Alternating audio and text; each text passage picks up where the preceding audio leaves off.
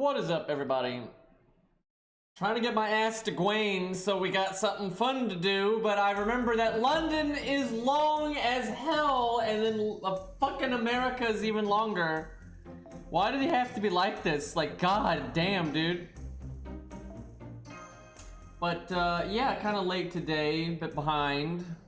Tuss tried to cut his finger off last night because he doesn't know how to use a slicer, apparently, and so we had to go to the ER. And then the ER was horrible, and they were slow and garbage, and they did like the worst bandage job I've ever seen in my life.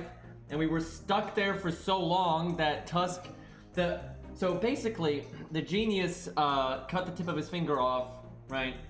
And it was like almost 2 a.m. So doctor's offices are closed, and emergency care centers are closed. All there really is the ER. And the ER was just, I guess they were busy and they didn't give a fuck. And they just did like the worst bandage job ever. And then they said you'd have to wait hours and hours to like get seen properly and get an x-ray. And someone else that was there had been there for 6 hours and still couldn't, and they were waiting for an x-ray. So he was there so long that the emergency care centers opened up, right? Because it got like really early in the morning. So he just went there and just left the ER, and then he did get proper care there, and he should be fine in the long run. But yeah, fun night, man. Good times. And yeah, now here we are in fucking London. Why am I casting Beowulf skills this turn?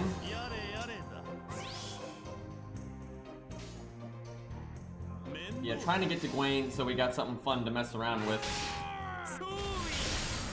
But my god, London is long, dude. So many, like, filler stages.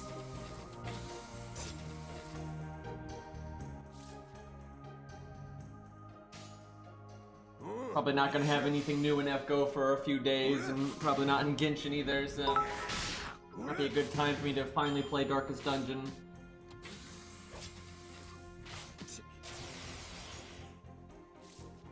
Yeah, I know a lot of people have been testing it, and they fixed Mystic Codes, finally. Like, we had people in our Discord, they were trying to stun Uriel, who's got the really, really high magic resist, and they kept stunning her every time and never failed. And then they got Fergus and Lubu and all that, and the Mystic Code would always land the attack buff and that kind of thing, so they seem to have finally fixed it. I suspect what got them to fix it, I heard they had a survey thing somewhat recently, and thanks for the dime, by the way. But anyway, I heard they had a survey thing, so I think a lot of people told them about the issue. And also because of King Potato Chips.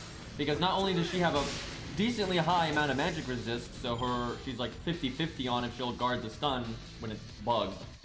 And it's noteworthy, right? Her guarding the stun is a big fucking problem, right? Like that one turn difference there, especially with the defense down phase. That's very significant. So I think that between that and the survey, I think enough people complained and they realized that, yeah, it actually does really matter. Like, that's a fight where on JP, you can just guarantee buy yourself a turn no matter what. If you use the stun early, it'll come off cooldown. You can buy yourself 2 turns. I mean, 2 turns is no fucking joke in that fight. But it wasn't reliable on NA, so. But what sucks is now that they fixed it, I may be wrong, but I'm pretty sure the CCC event is over on NA, so when they finally fixed it, it doesn't really matter anymore, right? Because, like, well, I mean, it matters for the future, but, like, that fight that people might have been having a hard time with because of the stun, it's fixed after the fact, so it doesn't do them any good. But, yeah, at least Mori's in the clear now, so when Mori gets added, he can actually, work properly. It's crazy it took him that long, dude. It took him, like, what, 3 years? Like, what the fuck? It's ridiculous. Yeah, I know that feeling, Fury. That's kind of how, Tesla is.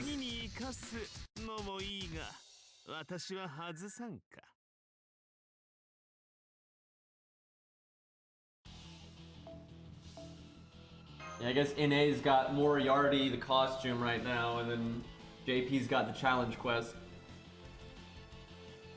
Limited 3 stars are not great, but they are still easier to get than all the other limiteds. But it is annoying 3 stars are supposed to be the thing you don't have to invest a lot into to get, and then the making it so you have to invest more. And here's it's just kind of scummy on their part, because with them being limited, you can still get them with less investment than the other rarities, but it's still a larger investment than you would normally have to make for a 3-star. Because normally if you missed a copy or two, you're like, I'll just get them an FP eventually later, or when I roll again down the line. But with the limited ones, you know, it adds that sense of urgency and makes you have to, you know, blow some SQ that you otherwise wouldn't, and it's just lame. I don't like that, because the whole point of 3-stars is they're the thing that everybody gets, and you know, they're free to play friendly and so on and so forth. Because if you invest that kind of SQ, you're probably going to want a higher stat line unit anyway, right? Because I love Mori, but if you don't grail him, he's still a level 70, right? So he's not like, you know, breaking the mold here or anything. NB5 adds a lot of variance because there's just so many coin flips, right? So you have a lot of opportunities for things to go wrong. It kind of depends. Like, I think it's like on average, you will normally NP5 a limited 3-star in like 300-ish SQ or something like that. But, you know, there's plenty of room for variance for that to go up and down. Where I think I want to say, I don't remember exactly, and I think things have changed since they introduced the 11 roll. But I want to say, like, 350 SQ gives you like a 50-50 chance at getting the rated up 5-star. So, you know, overall its average is going to be higher. So I'd imagine the 5-star is still on average. Takes more than the 3-star. The thing is, that's on average, right? You can easily have variance and just, oh, you get lucky one time, and boom, you got the 5-star. Where, you know, you're going to have to get semi-lucky 5 times, you know, to get the MP5 3-star. So it's easy for someone who just gets spooked by the 5-star, and that's that. But, you know, that can happen with any rarity. You know, instead of getting spooked by the 5-star, you can get spooked by the not rate up, you know, and take, you know, 2,000 SQ to get the rate up and shit like that. You know, you're never going to spend 2,000 SQ and not get the 3-star. Like, that's not going to happen.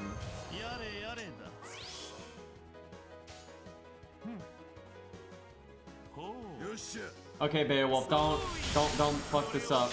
You only got 1 card. God damn it. That's what I get for not getting Buster. Should've just waited a turn. Babbage bots, man. Chat, level 50 account, not 1 turning. Shaking my head.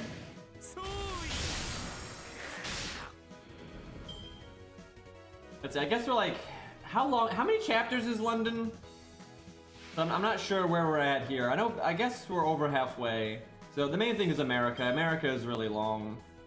We're probably not gonna get to Gawain tonight. We'll see. I'll keep on trucking and we'll see what happens. But I suspect it's going to be tomorrow. Oh, there's another wave. God damn it! I got you baited.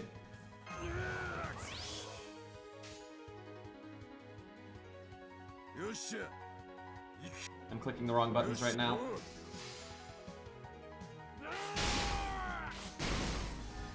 Let me see if I'm having frame drops. I haven't had any frame drops in a while, but my ISP is an inconsistent piece of shit. So what I'm seeing here is I'm not dropping a lot of frames, but I'm dropping some frames occasionally, so. Yeah, my ISP's been actually working for the last, you know, 3 weeks maybe, but, you know, they're terrible, dude. I'm so close to the only reason I haven't switched to AT&T is because I don't want to go through the hassle of, like, having to turn the one service off after turning the other service on, and, you know, having people come out here, especially during the pandemic and everything. But I'm tired of this ISP. These suck, and basically every streamer I know in my area have all switched to AT&T because they're doing such a bad job. I mean, if you can't, it's pretty shit to be a streamer when your fucking ISP, no matter how much money you pay them, won't, you know, provide you a stable upload speed, right? They just won't, right? No matter what you do, they will not do it, and yeah, kind of tired of it. Watch this NP game. I mean, we're not probably ever going to get to Guadia on this account, so if we do, it'll probably be like 3 years from now.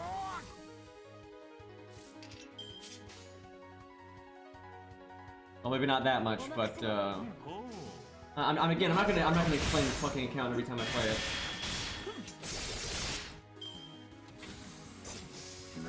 Oh fuck! I wasn't paying attention.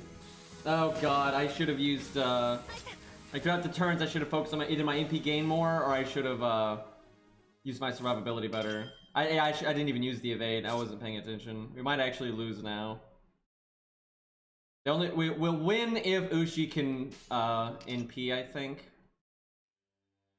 No, we've lost. We have a bunch of, like, level 1s in the back row, and, Ushi's only level 36, and I have not done her upgrade quest, so yeah, no, I think we're dead.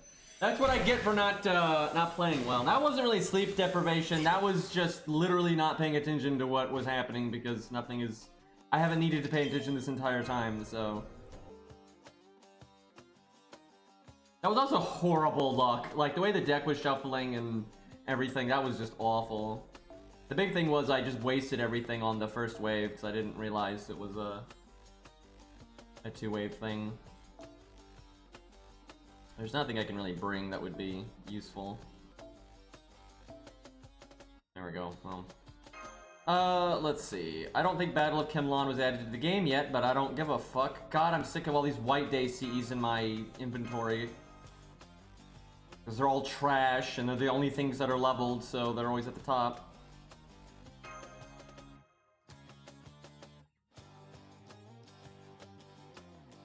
Feels bad, lost.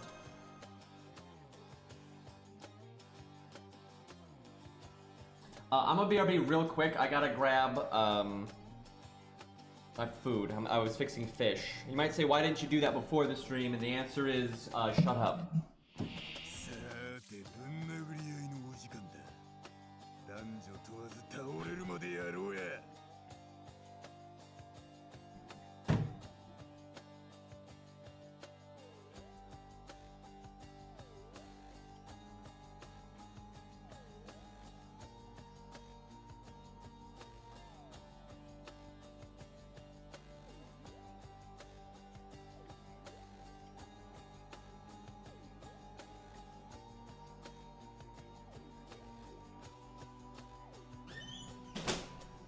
Okay, it's not actually ready yet, because I don't know how to count.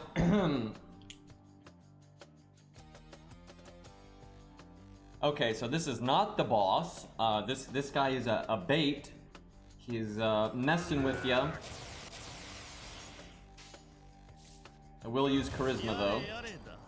Rank 1 charisma, let's go. It's probably like 9% attack or something. I'm gonna find out. I'm gonna look it up. Let's see what his base charisma is. I'm so glad Caesar got an animation update, man. Really? Turn 1? You're gonna do me like that, game. Okay. His base charisma, by the way, is 8%. So, why does Julius fucking Caesar only have C rank charisma? Julius Caesar has C rank charisma. That is so dumb. Like, game, please. I may have to take this fight slightly seriously, because if you get unlucky with Beowulf, it's pretty easy for him to die on this guy. But if I don't use any skills, it'll take us a while to kill him, so... C for Caesar, yep. Bro! What is that? Just double crit Beowulf twice in a row. What the fuck? Okay, champ. Should have put George in the front row, apparently. Oh my god. Barely killed that.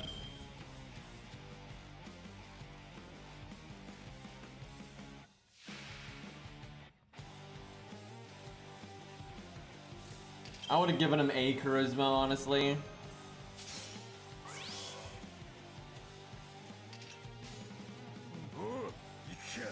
Okay, well, we got Big Dam next turn. Look at that cool green robot, though. I may have to start being smarter with the units I summon if I want to just get carried up to Gawain.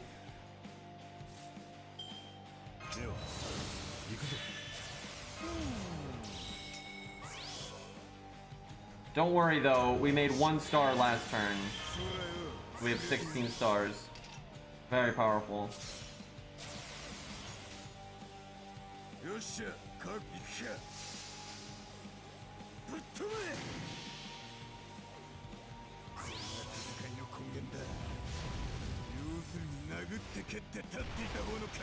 I so wish though I could just play this account like a normal account so I could fight these stages like I did back in the day, right? Like on the 1 to 3 star account, the newbie account. It'd be fun. It's fun to fight these again with a, you know, wonky account with everyone like level 50 or whatever. You know, it's good times.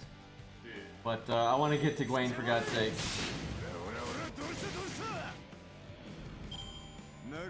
And then laugh as he kills everyone at neutral.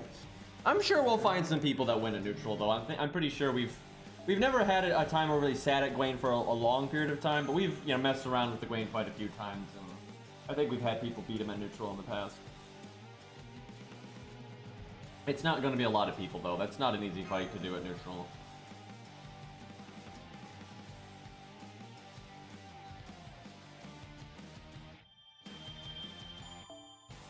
Okay, now I'll be right back, because now my fish is ready.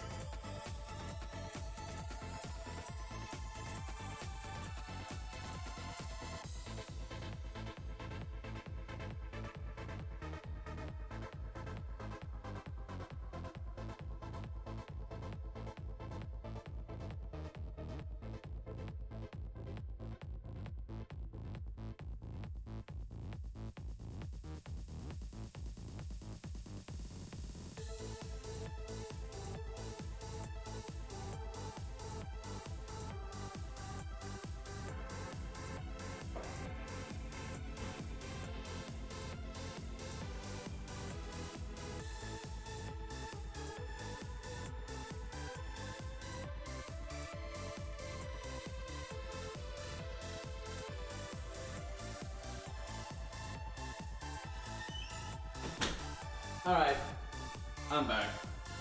So, on the topic of not wanting to explain this account literally every 7 seconds, because that's about how often it comes up. When I was at the, waiting for Tusk, when he was in the ER, right? I had my phone, so I was browsing, you know, YouTube. And I started watching some airsoft videos, and I've literally never watched airsoft videos ever, so it was just something random to, you know, check out. And in the YouTube comments, I saw 200 views, but like 1,000 likes. What? And then, you know, just, dude, that you don't understand, man. I'm getting old, right? I've known about YouTube since, you know, before it was owned by Google, you know, and that just never goes away, man. Like that whole thing never go. It just, there's always new kids on the block that can't fathom it, right? And it's just never ending, never ending.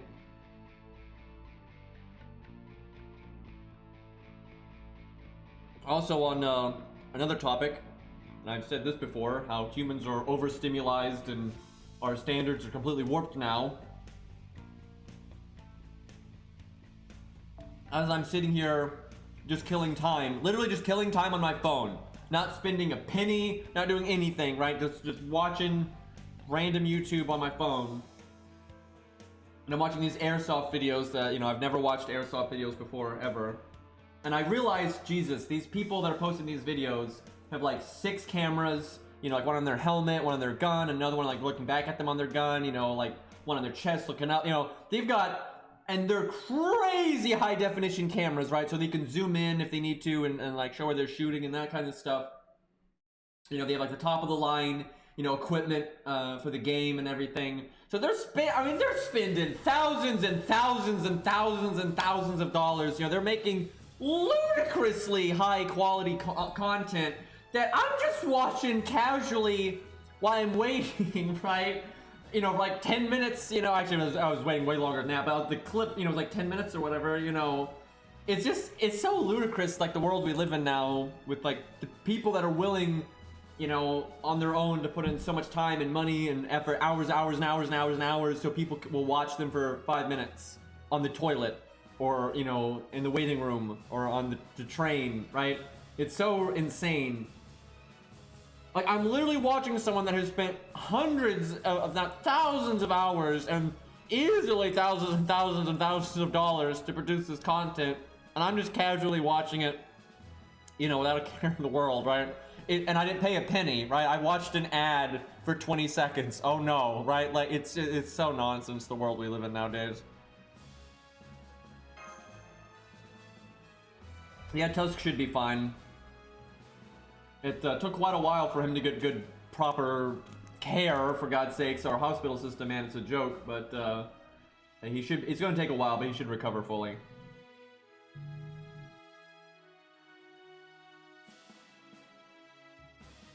Yeah, obviously, you know, people, you know, like, you know, content creators find a lot of different ways to monetize their business. You know, they put out the videos, get the ad revenue, maybe you sell merch, you know, t-shirts and stuff. You know, you can have a Patreon. You know, there's a, you know, it's not as simple as, oh yeah, you watch ad, make money, but my main point is, you know, I didn't do anything. I didn't buy a ticket. I'm just sitting here on my ass, whipping out my phone to kill time, and I'm watching somebody that spent, you know, an ungodly amount of time and money.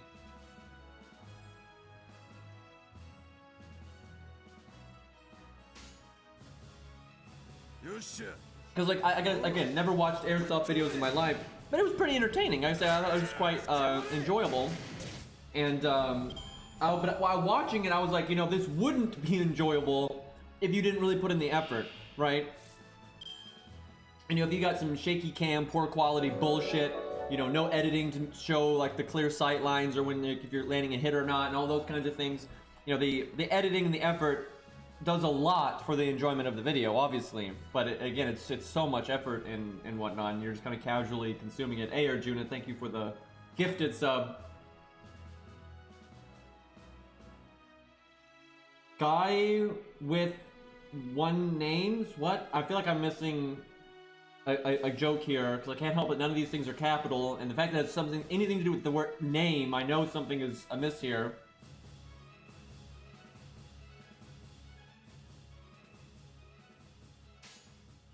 Okay, hopefully this is just a total autopilot stage, because I'm being kind of an idiot right now, but hopefully that works out. Let's see if Asterios can do 5K. Don't you make fun of me, Arjuna.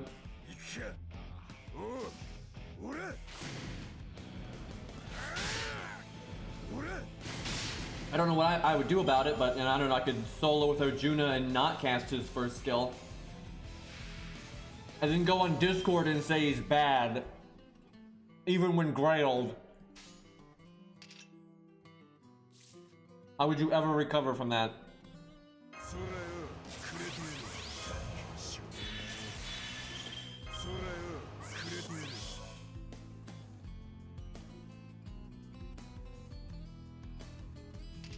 I do not cook for Tusk, by the way, Fury. That is not something that happens.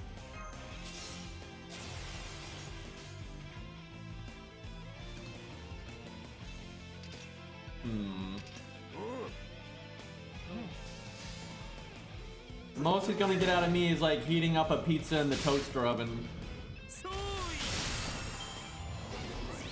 Call him bad, so buff him once more. Yeah. Arjuna wants that one-hit evade.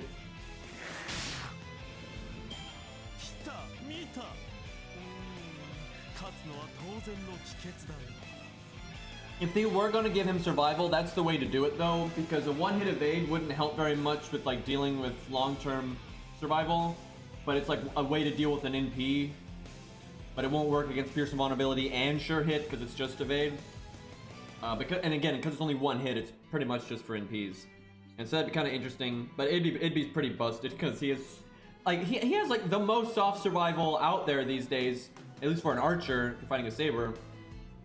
So giving him any kind of way to survive Noble Phantasms would be kind of nuts. Because if it's a fight where you can get away with using a Gut CE, and then you have your Mystic Code, like maybe Atlas, and you have Invulnerability, so now you have Invulnerability, your evade probably twice because of Atlas at least, maybe 3 times, and then Guts. You can now live like 4 or 5 NPs, and then he pretty much lives forever against normal card damage with decent command codes. That's a dumb amount of survival. I mean, it'd be hilarious, and I would use it, but yeah, I don't know if that's balanced.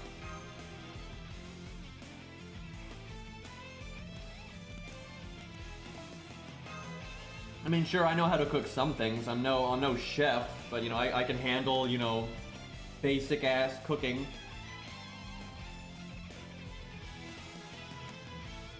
You would not want me to attempt cooking anything of, you know, something that takes nuance. You don't want any of that. You know, scrambled eggs, sure. You know, fried ham, sure. But yeah, you want anything complicated, it's not gonna happen.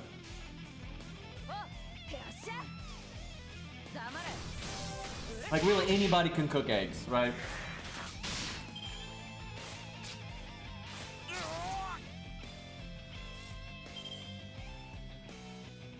Ah, too basic.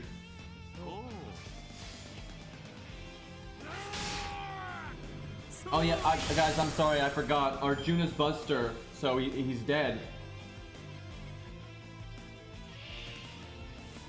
Aw, I see that.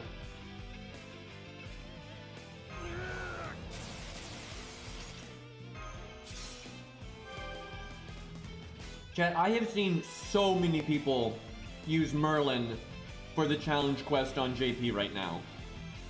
Like, I have seen so many, but Merlin is dead and Buster's no good.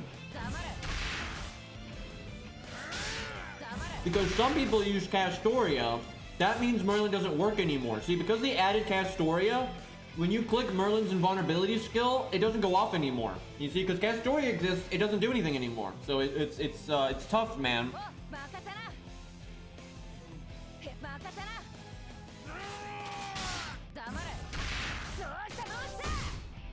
Now people think Waver is bad. Again, it's not that they think Waver is less useful or that in most situations Castoria is better than him. No. Waver is bad. You know, 50% battery for 1 unit and 20% battery for all units, and then 3-turn attack up and 3-turn defense up and 3-turn damage cut and 3-turn crit up. You know, no, not good.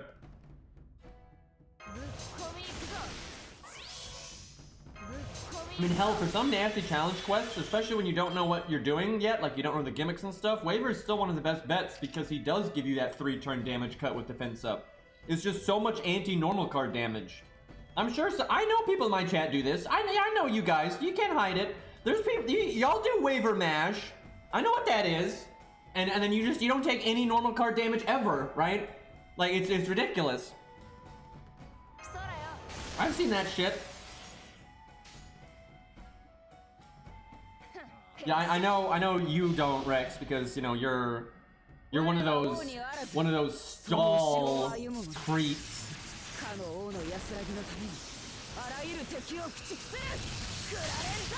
Stalling, man.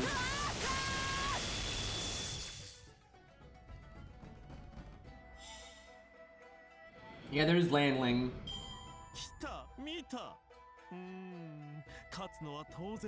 Memes aside, Tam really is a fun support. I think she's pretty well designed. Actually rewards using your brain. Like, how about that?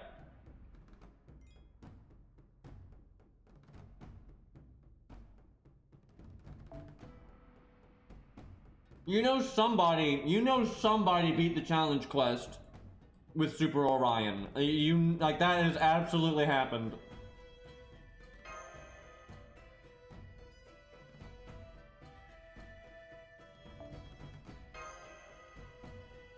There's that Amakusa CE that's like the demonic CE, but it lasts forever. And you can put that on Castor Artoria, so she gives you multi-hit and vulnerability every time. Which is pretty disgusting. I've never understood why people thought Tam was dead because of Castor Artoria. I've never gotten that because they work so well together. Like, if anything, I would say Tam is better now because the added Castor Artoria. Because if you use those things together, especially against challenge content, I mean, Castor Artoria with shorter cooldowns, like, and you have even more damage because of the, you know, NP up that Tam has. Like, it's nonsense. That's the one that I do think is fair. Joan of Arc has been pretty outclassed. Not entirely, though. Because Joan of Arc still is way tankier than Castor Artoria is because she's a ruler. And there's loads of challenge quests where you're fighting all kinds of different classes. You know, so sure, if you're fighting an assassin boss, Castor Artoria, I would say, is pretty much just superior to Joan of Arc. But that's every other class, and then multi-class, there's still uses for Joan of Arc. Now, you know, sure, I'd say Castor Artoria is still better just because of how much damage she can give you and that kind of thing. But it's not like Joan of Arc is completely useless. She's not. She's still really good. She's always been really good. It's just, yeah, she's kind of power crept.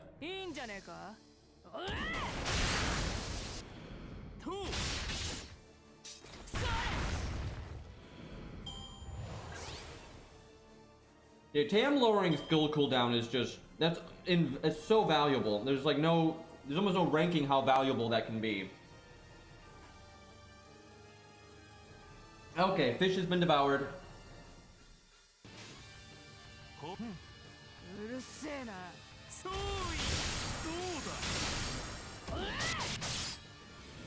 And like, the thing is, there's going to be a degree of this unit overall is better than that unit. That's just going to happen. Someone's got to be at the top. But what you don't want to have happen is where the top is just so much better than the middle that it's just, they're so outclassed that the gap is just massive. You don't really want that. And you don't want, like, if Joan of Arc was bad and she couldn't help somebody that had Joan of Arc, you're like, oh man, I got Joan of Arc, too bad she can't accomplish anything. That would be a problem. That's not the case. If you start playing the game and you randomly pull Joan of Arc, it's still very useful. Like, oh hey, I got that, because you probably don't have Castor Artoria and Merlin and all these other things. And yeah, she'll still be very practical, so, but yeah, it does kind of suck that Castor Artoria is so similar to her, but, you know, better at most things.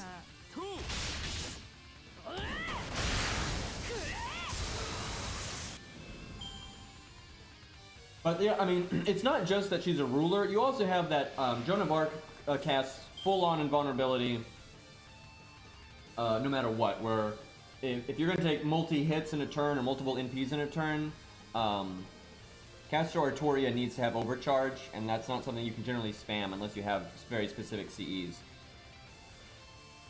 And this has been a thing. There have been challenge quests where, you know, you'll have multiple AoE NPs go off in the same turn. You can have 3 go off in one turn, and Joan of Arc can save you against all 3. Castor Artoria generally won't be able to accomplish that unless you're able to, you know, overcharge. So, Joan of Arc does still have uses, but... Honestly, Joan of Arc's NP down isn't that bad because it's such a high amount of NP down. It's pretty easy to use it with someone else's defense up or whatever to face tank an AoE NP. Not so much for a single target one, but it's alright. You know, it's certainly nothing amazing, and it's niche because it only works on servant NPs.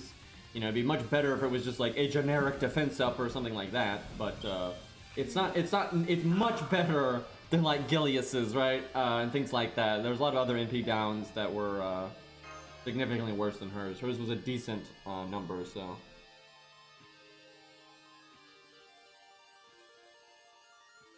I don't know. I'm sure they'll buff her at some point, though. She's popular, and it's so obvious that she's been outclassed. What they'll probably do is they'll do what they did with Nightingale. It got to the point where it was just so obvious that Merlin outclassed Nightingale at everything ever. But so they buffed Nightingale, but they buffed her with like whack utility, left field stuff that Merlin is not even remotely applicable to, right? They gave Nightingale, buff removal resistance, I think for 3 turns, for God's sakes, which is really good. But it's niche, but it's, for that niche, it's, irreplaceable. Merlin ain't doing that. So they'll probably do the same thing for Joan of Arc. They'll probably add some kind of utility to her that is, like, really unique and, maybe somewhat niche, but I could totally see them doing something wacky, though, because she is popular and they know how outclassed she is. I could see them buffing one of her skills and adding like a brand new effect that we haven't seen before. They do that from time to time where they make new effects and stuff. I could see that. I would not be surprised. Now, sure, it could just be something really standard and straightforward that like, oh yeah, a bunch of defense up or a bunch of this or cooldown reduction or whatever, something we've already seen. But it would not come out of left field for me if they were just like, hey, look, some crazy wacky thing we've never done before. Looks like we're actually pretty far into London. We're almost done. I think we're about to fight the Demon Pillar. Do you fight? I'm trying to remember. Don't you fight the Demon Pillar before you fight Tesla and everything? Because the Demon Pillar is like Zokin or some shit, if I remember correctly. I know it's some. I don't remember where, how, or why, but I know at some point Mordred kills Zokin in London. He's like younger though. Still got the hair, which is that's a trip. Wow, 200k! Damn. It's kind of nasty. I'm about to have a bad time. Let's get a really big buzz trick right here. See what we get. Only 1 card, but still get the damage while we got it.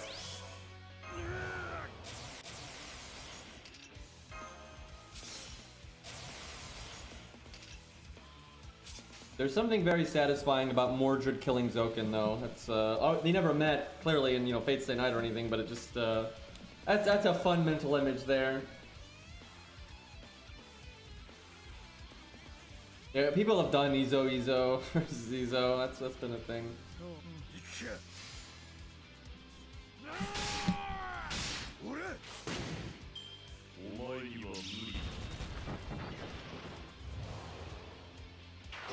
I feel like Zokin is one of the least liked Fate characters. Like, people really are not a fan of him.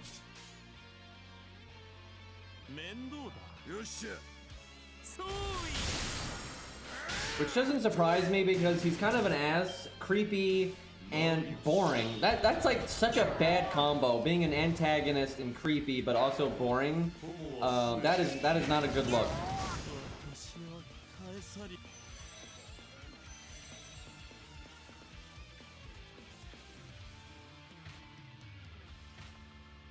Alright, we win here.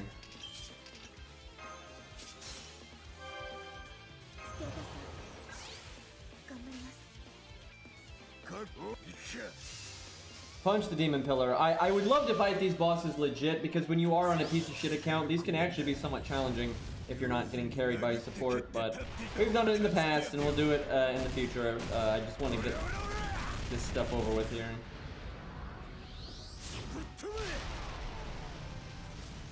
Yeah, see, Gilius is not boring.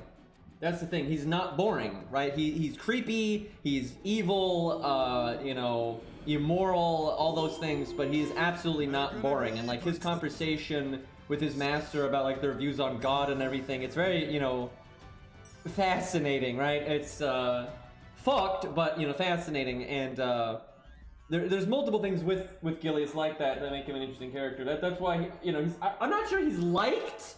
But I more liked than Zokin, and he at least has some fans, where Zokin's got like, Bob, and that's about it. Yeah, and his VA is amazing. Zokin's VA, though, does a good job for selling the bullshit, if you will. Yeah, that's the thing. Gilius is interesting, just because, you know, obviously he's warped and gone off the deep end, but you can actually kind of see why, right? And you can see why he's so despaired, and like especially how he died, right? Because now obviously we don't know how the real guy felt when he died, but like, you know, he basically was like, you know, so pissed about what had happened, and you know, like God has basically abandoned us here, and he's doing all these horrible things. But then he doesn't get smited by God. He doesn't get in trouble because of all the horrible things he did. He can, you know, he at least recognized how much horrible shit he was doing, right? But he didn't, that's not what got him. He didn't get justice because of all these horrible actions he committed, right? He got killed because other bad people wanted to rob him, right? Like, he's like, what the fuck? You know, it's like, how is that the thing? You know, not all the, you know, other horrible shit that he did. And so, especially because, you know, his views on like what happened to Joan of Arc and everything, you know, it's pretty messed up. So it's obviously, you know, demented and twisted, but certainly fascinating and some degree of relatability, I suppose. Not a lot, but there's some in there.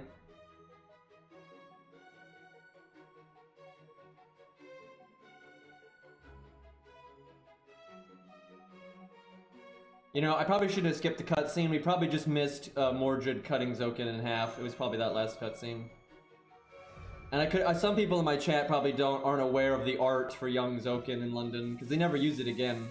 Oh, hi Tesla. I wish you actually had literally any story in London, dude. He's pretty much just like, the singularity shit's whack, I'm gonna kill everybody. It's so dumb. And then he basically, after this scene, he basically says nothing ever again. And you just fight him, and nothing is explained. It's all very dumb. And yes, young Zokin has art. It kind of looks like deranged Sherlock. That's like the best way I can describe it. Yeah, maybe they used it in an interlude or something. That wouldn't surprise me. Lalter is worse. Barely. I don't know. It's hard to say. But because here's the thing. If you don't say anything, you can't bastardize someone's character. Right? Where if you say something, you have the potential of saying something incredibly stupid, right? So they have Tesla open his mouth and really only says dumb things, but it's still very brief. Tesla barely speaks in London, but nothing is explained. It doesn't really make any sense. It's obviously rushed, and it's not very good. Oh, there's Lost with the links. Feels good. Where Lantoria is basically just never explained at all. Her motivation is not explained. She just is there, and it's like ... Mordred's like ... then they fight each other, and then that's it. It's like, what was that even for? I'll give this to young Zokin. That's a pretty cool coat. I'll give him that. It's a pretty cool coat, but yeah, it's like a mixture of Coup, Sherlock, and Agravain. Anyone else see where I'm going with this? It's like just angry, those things. But yeah, it's like Agravain meets Coup, big time. And a little bit of Sherlock in there with like the trench coat and everything. So yeah, it's kind of a mixture of those three. The end result is interesting. But yeah, Mordred kills him, so it feels good.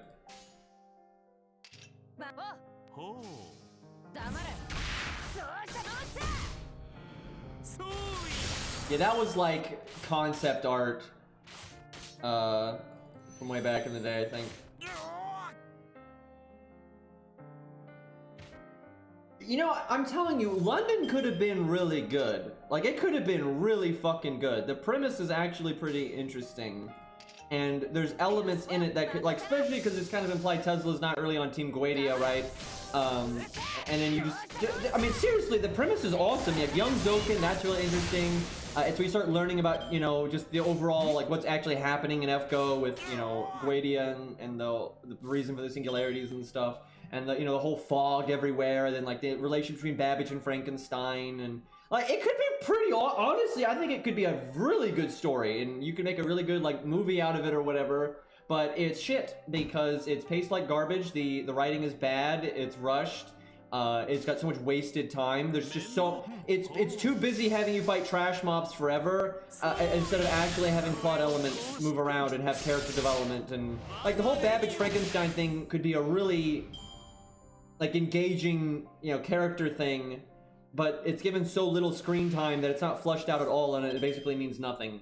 And then, like, you know, Kentoki and Tam are basically, they just show up and then die, but their death means nothing because they didn't do anything, right? They just showed up and died. Like, nothing is flushed out, nothing has any meaning to it. And again, real shame, because when you look at the components of it, it really could be badass as all hell, and instead it's one of my least favorite singularities. That's the three that come to mind is just the worst, and most of old FGO is just bad, right? Most of old FGO is bad, but overall, my least favorite stories are Gartha, London, and Septum. They're just terrible. And all three of them could have been actually pretty good. You know, Septum, all these different armies, all these different factions, all these, you know, conquerors in one place. You know, that could be pretty interesting, but it's not. It's not at all. And then Argartha really did commit the criminal sin of just being boring. I was promised cringy bad hentai, and what I was given was exposition dumps and then repeating the same joke about Fergus like 90 times. Right? Not great. Like, not great. Like, they could have at least made it a meme and been really hammy with it. Instead, it's just boring and really, like, just tedious. Like, just... Like, who wrote that, man?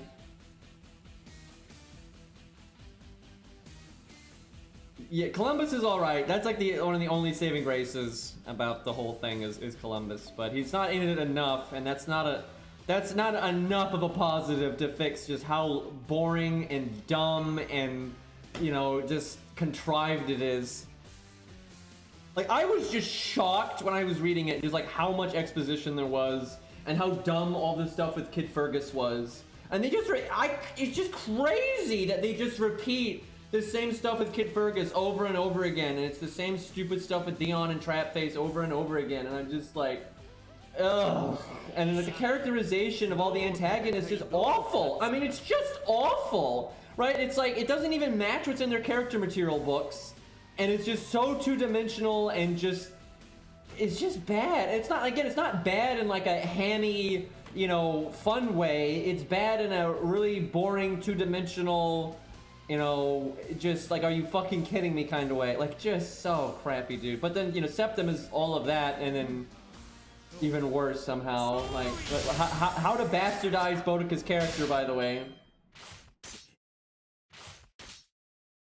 Argartha was, in Japan at least, was very unpopular. But, I mean, rightfully so, I would say.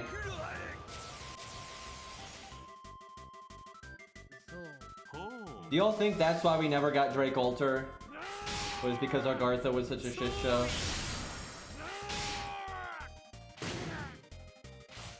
Can I get Beowulf cards, please? Nope, now the deck shuffles, thanks.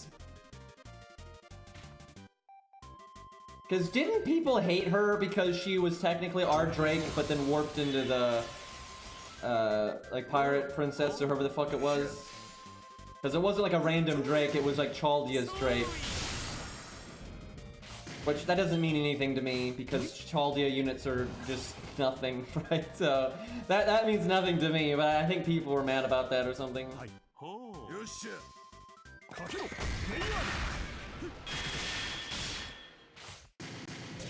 Not gonna lie, Drake is kind of a slut on her own, to be honest. I don't mean that in a bad way, but I mean she's got no qualms with sleeping around, you know. She's more to her character than just that, obviously. But I'm just saying, it's not like Drake is the pinnacle of piety or anything, right? Like, that wasn't a thing to begin with.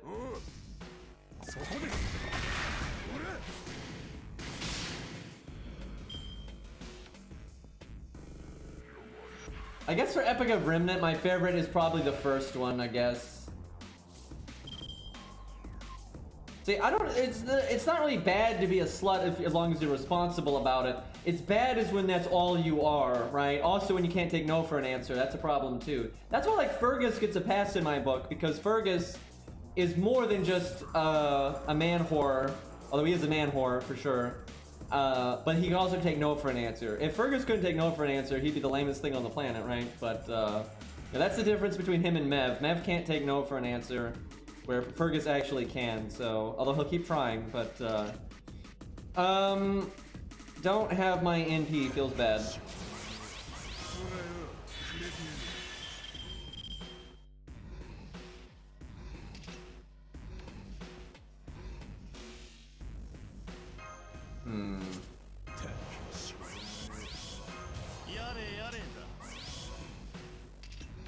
Yeah, that was like the whole thing in Argartha was like the servants had their saint graphs altered, you know, for like the story, right? By Thickcaster, right? She was basically trying to make a story, right? Bunch of nonsense.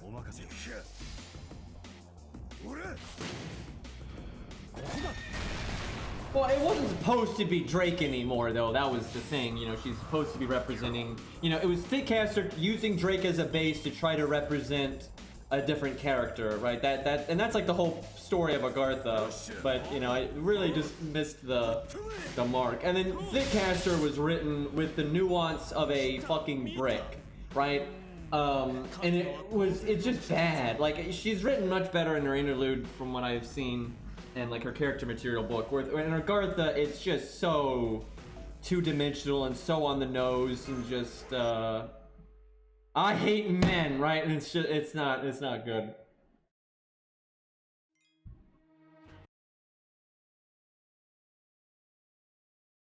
That was pretty much all of Agartha, though. Like, all of the villains were like that. I don't even really remember Thickcaster and Agartha because she wasn't in it that much. But all of, like, you know, Penth was the same way. She was way more, you know, two-dimensional, and again, their characters are supposed to be warped. They're not supposed to be themselves. But that was their first outing. That's such a bad premise.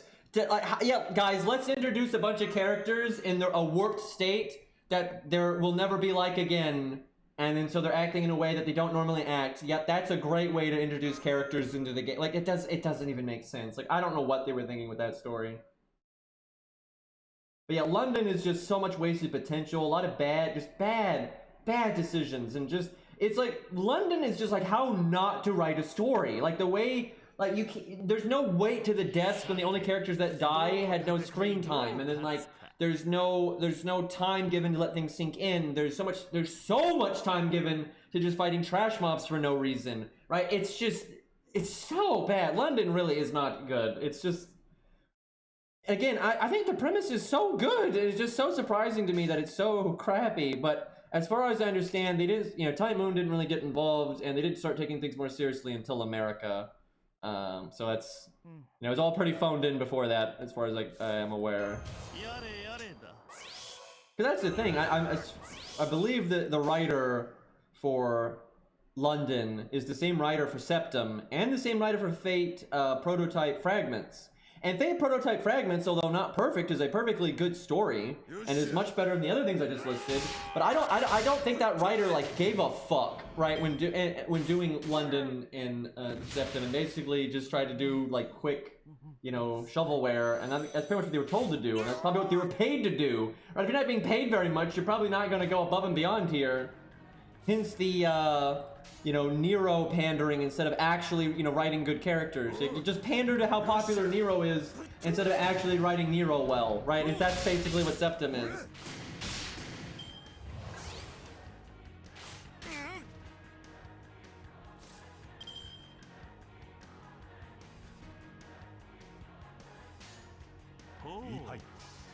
I do wish early FGO would get a facelift though, because it's such a bad look for the game. Why would you... Like, why? And their answer to it is they're trying to rush. You can tell. They're trying to make it so new players can just rush through the beginning content and get to the good stuff sooner. But that is not, that's just, you know, first off, have some self-respect, right? You shouldn't want to hide your own product. You know, try to make it, you should be proud to show it off instead, right? And if it's not in that state, get it in that state. And a lot of players are just going to get bored and quit before they ever make it to Lost Belt 1. Like, very much so, because, and like... If they do make it there, they're probably going to have been skipping the story. Like, that's happened to my brother. My brother is a fan of Fate. You know, he'd watched Fate Zero, he'd watched Fate Stay Night, and so on and so forth. And he was, oh yeah, I like Fate, you know. And he got into FGO, and I told him the gameplay is really boring until you get to Camelot. And so he kind of knew that, yeah, all right, and I was like, but there's some fun you can have along the way if you don't over-level things and you keep your level reasonable and stuff. And so he was having some fun along the way, and he was kind of getting used to the game. And when he got to Camelot, he did really, really enjoy it. But he got into the game wanting to like the story, and, you know, after seeing Fuyuki and Orleans, he's like, oh my god, this story is just terrible. And so he just started skipping everything. And by the time he got later in the game, you know, he was in the habit of this, oh yeah, the story is shit and I don't care. And so he just kept on skipping everything. So... And I think a lot of players get into that boat, big time. You know, they like Fate Zero or Unlimited Blade Works or what have you, and then they play FGO and they want more of that, and you know, it's not. And even when you do get to Lost Belt 1 and stuff, it's not really, you know, on that level yet, but it's much better, right? I think Lost Belt 1 is very enjoyable, Lost Belt 5 is really enjoyable, and there's some of the events here and there are good, and so on and so forth, but you know, that's so far into the game. Like, that's super far into the game. Yeah, they really should remaster it. That's a lot of effort, it's a lot of work, and, you know, as I was talking about last stream, you know, DW is not in a good way right now with, you know, they're hiring that one guy and then him running the company and people quitting and all these things, so I don't expect them to be in a position to remaster it, because they seem to be very much phoning it in on FGO, and they were putting all, I mean, this is just obvious by what we've seen with their financials. It looks like they really put all their eggs in this new game of theirs, and they invested it, they over-invested in it, and it's flopping, right? And you know, they've been trying to, you know, patch the sinking ship, if you will, and they really have been phoning it in with FGO for a while, it seems. Now, they may realize that that's a bad idea and they need to focus on FGO more. But yeah, because that seems to be the state of the company, according to their own employees that are linking. I should have used buff there. I could have like killed everything. Anyway, you know, I don't see them being in the shape to go above and beyond with FGO right now and to be adding the bells and whistles and that kind of thing. So I would love to be wrong, but I do hope, though, with their new game doing so badly and they're having so many problems and people quitting. I mean, you'd have to be an idiot to not see the problems, right? I hope that gets them to stop being so dumb. DW can't put any eggs in Arcade. They don't have anything to do with FGO Arcade. They probably would have already done that if they could, but they can't. Run by a different company. Now, they do have a relationship with Sega. Sega is not the publisher for FGO, Aniplex is, but Sega published DW's other game that is failing, and Sega is the one that runs Arcade. But I don't think DW is going to be able to get a slice of that pie. No way. If anything, this new game of DW is doing so badly will probably make Sega want to work with them less. Because the Arcade's doing well, so Sega's happy about that. But Sakura Wars, or whatever the hell DW's game with Sega is doing terribly, so that's really no reason for Sega to want to continue working with DW. Whoops! There we go, Canis. That'll get the job done. See ya, Fury.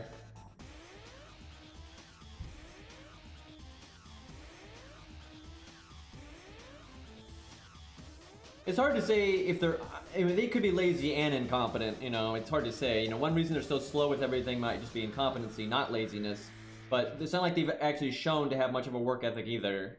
And I hate to be shitting on it, I don't want to shit on anybody, and I'm sure they have low-level employees and stuff that want to do, you know, good stuff, and their hands are just tied, I'm sure.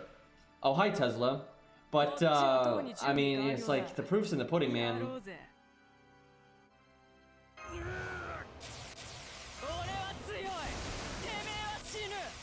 Well, it's not as simple as Arcade is 3D, so it's easier to make stuff. There are pros and cons to 2D and 3D.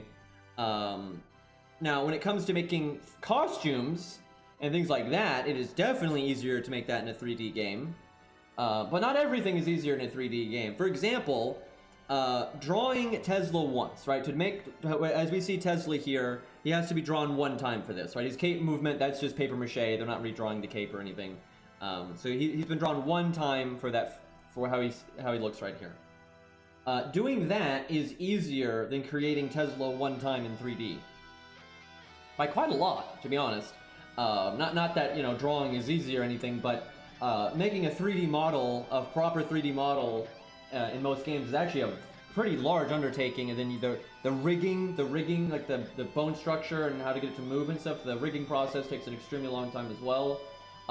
Because they do paper mache in FGO, there's a rigging process here as well, but it's very simplistic. It's extremely simplistic.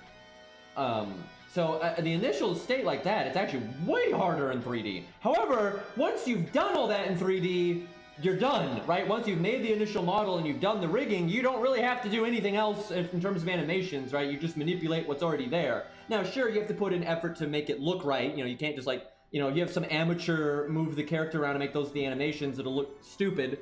So obviously that takes a lot of work, but it's not, you know, it's not nearly as bad as having to, you know, redraw something over and over and over and over and over and over and over and over and over, right? So the total process of 2D is normally much harder than 3D, but the initial creation of the model is easier. Now, what DW and, you know, mobile FGO here, what they do a lot is they try to not reanimate their models. They'll draw them one time, and they're kind of designed to be a paper mache doll, so they're can be manipulated. And they try to make their animations and attacks in a way where they don't actually have to reanimate them. And as such, they look really bad when they do that. Anytime you have a character that they don't reanimate a lot, it doesn't ring true, right? Their movements look stiff, they look bad. You know, you can tell that they should be being reanimated, but they're not being reanimated. Like Boudica, it just doesn't look good. But when they put in effort, they do reanimate the characters a lot, and it looks a lot better, and it's a lot more fluid, and that kind of thing. So there's you know, sometimes they put effort into their animations in FGO, and they look great. And then sometimes they're phoning it the fuck in and they look absolutely atrocious. So sometimes it's actually easier for FGO to do things than arcade because they do phone it in. Like making Boudica's animation update, really, that was very little work on their part. And it's kind of pathetically so. Like, that was really pathetic. But the actual work that went into Boudica's animation update, I would wager in regular FGO was less work than the work that was put into 3D Boudica for arcade. Because they did do such a bad job. Yeah, then you've got Erise's leg, you know, they literally never reanimated it ever. Not once. As far as I'm aware, for her entire animation set, they never reanimated her back leg, ever. So they drew her leg one time, and they used that one leg for all of her animations. And that was how most of her body was. I think they reanimated her, like, torso once, right? And, like, maybe her arms, I know they reanimated her hands a little bit, but yeah, pretty pathetic, man. Pretty pathetic. So, yeah, in some cases, I would say arcade is putting in significantly more work than regular FGO. But it is just a fact, though. Making things like costumes for a 3D model is so much easier than in 2D, right? Because all you really got to do is add it onto the model, and then, you know, all the animations are still there, and, you know, you don't have to do much at all. Where, like, Izo's costume, for example, you know, you have to add in new frames that weren't there originally. You have to basically draw the costume over every single thing. Although some of the costumes, they also make paper mache that's like on top of the paper mache doll. And if that sounds like an insane process, it is, and that's why some of their costumes look terrible and look extra stiff, right? But sometimes they put effort into the costumes. The FGO is just all over the place when it comes to quality and effort, right? You know, because they're rushing a lot of things and they're phoning it in a lot of the times, but they're not always doing that. It's a shame, man. I wish that was not the state of it, but it is. Guess we'll try to get Canis's NP here. Who are you talking about, Admiral? What unit are we talking about? Yeah, Robins look pretty good. His are quite old, you know, like, so it's like a lot, when they weren't quite as good at making animation updates and everything, but I think it aged pretty well. And archers are lucky because archers don't need to be doing anything too fancy. It's pretty easy to, you know, have them shoot, and have it not look bad. So they didn't need to animate Robin that much, but it's not phoned in. Like, you don't need to animate him loads, but it won't look phoned in even if you do it that way. But they actually, funnily enough, they actually still animated him a decent amount. Like his spring trap and stuff that you'd never see. You know, they actually reanimated him for that. We Babbage? Do you think Babbage could solo Gawain? I don't think so. Even at level 102k foe and all that, I think he'd have a good showing, and hopefully we can show one off. I've got a level 90 Babbage. It's 10-10-10. I don't think there's any world where he could do it. Even with, he's got that new fancy buff that's really good. It's no joke. It's quite strong. But he's still AoE. He's still at class neutral, right? You know, being AoE is a huge hit in that fight, and then being class neutral is a huge hit in that fight. And those two things combined is just Yeah, that's a tall fucking order. That's a very tall fucking order. So I don't see I don't see it happening for Babbage. But I don't think he'll embarrass himself. I think he'll, if you played everyone do it at level 100 2K foe, you know, for the especially the 1 to 3 stars, I would say Babbage would do quite well for the class neutral people, and I think he'll keep up just fine with the 4 stars, and I'm sure he'll do better than some 4 and 5 stars.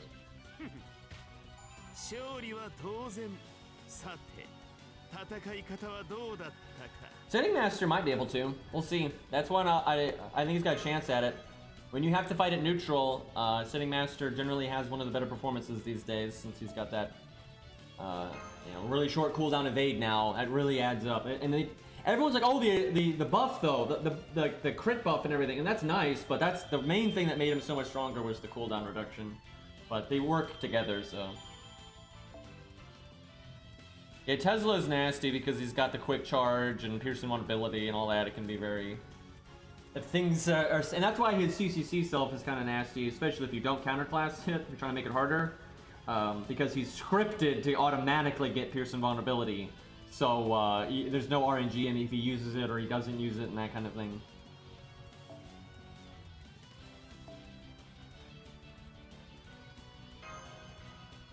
Also, high vol. Hold on. Let me get water. Oh, hey, look, it's Kentoki who shows up for like 5 minutes and then dies out of nowhere, and thus no one cares. I guess you care if you just already like Kentoki.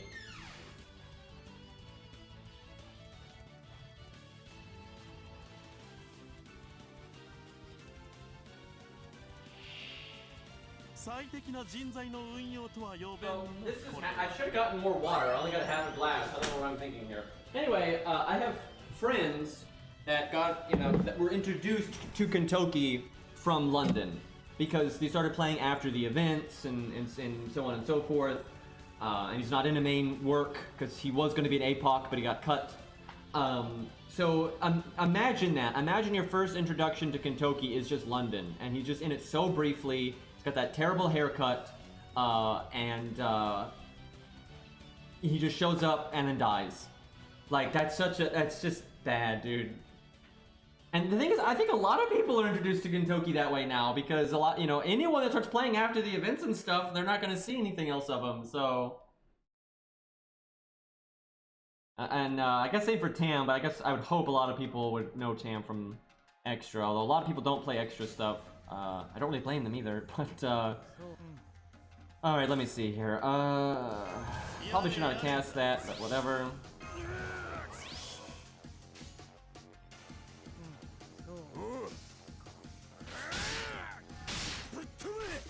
I'm telling you, it's such a frivolous thing, but I hate it.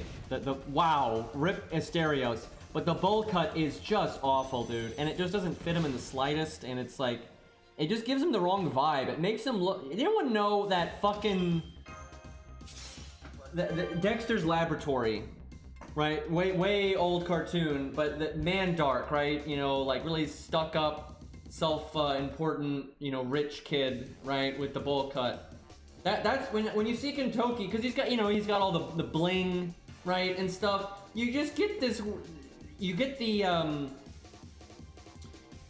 the vibe of him being like a rich, pampered moron, right? That's the vibe that he gives off. That's obviously not what Kentoki is, but that's what his design looks like, and that's bad. And so yeah, Rider Kentoki's design fits with the vibe of the character a million times better. By the way, FGO Arcade lets you use Rider Kentoki's hair on regular Kentoki. I would kill for that in regular FGO, man. Like, because I like regular Kentoki just as a character, because Rider Kentoki and regular Kentoki aren't really any different for the most part. I think Rider Kentoki's younger, but that's about it. And his animations are great. I love his animations, and his gameplay is very fun, because he's a 5-star, so he's got a powerful stat line and everything. But he's not broken. He's not gonna trivialize the content. He's not gonna take all the fun out of it, right? But he's a unique and fun unit with that big battery skill and everything.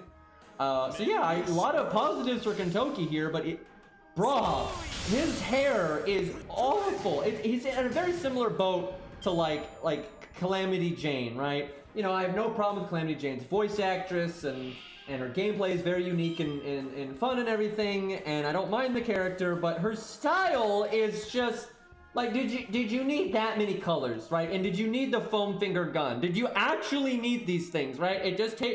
It's a big blow, man, right? You know, even though the gameplay is great and everything, it's just such a punch to the gut. You know, I'd love to have like a, you know, epic Kentucky, but God, the hair, it's that bad. The hair is that bad, man. It is so shit, and it's just so out of character for him, man.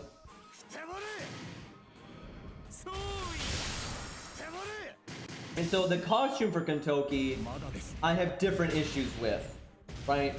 So in some ways it's better, but like, again, it's super rainbow color. I don't like when you have just so many colors in one place and there's loads of bright colors. I don't like that, you know, like, for example, I love the color green, right? So let's say you have a character in armor or in a suit or whatever, and it's mostly black, and they have green as a highlight. That's great. But now you say you throw a lot of green on there, and then pink, and then yellow, and then blue, and then some black, and then dark gray, and then teal. That looks awful, right? Like, all those colors individually can look very good when used well, but when you just slap them all in one place, it just looks like crap. So, you know, I gotta say, Kentucky's costume, the hair is still pretty weird, because he's got like the buzzsaw in the back or whatever the fuck. It's that's pretty weird. That made me like it a lot less when I noticed like the hair on the back. That looked pretty dumb, and the colors are just awful. I mean, the colors are atrocious. So I don't really like it more than regular Kentucky. I don't really like it less either, because regular Kentucky's got the absolutely absurd hair, and the over-the-top modern vibe doesn't quite fit him and stuff. But yeah, it's kind of all just lose-lose when it comes to Berserker Kentucky in my eyes. Where Rider Kentucky has still got the modern vibe going on, but he's so much cooler though. So, hey, what is wrong with this fucking this London dude? Why is I'm constantly getting crit? Everyone hits for like 9k. I think that guy hit me for 7k. It's London, and they're over here critting for like 7k off a book. I mean, you know, I am being lazy as fuck, and I'm not summoning things that make a lot of sense. The problem is there's casters for days here, and my rider slot is this, right? So like, what am I gonna do with this, right? Fuck it, we'll do scuffed Grail Douchey here, and you could say, why don't you just slot something? Because my main account is on my phone right now, and it's in the middle of a stage, and it's like wave 1, and I don't, you know, I can't be bothered. Look at that haircut, man, just absolute travesty.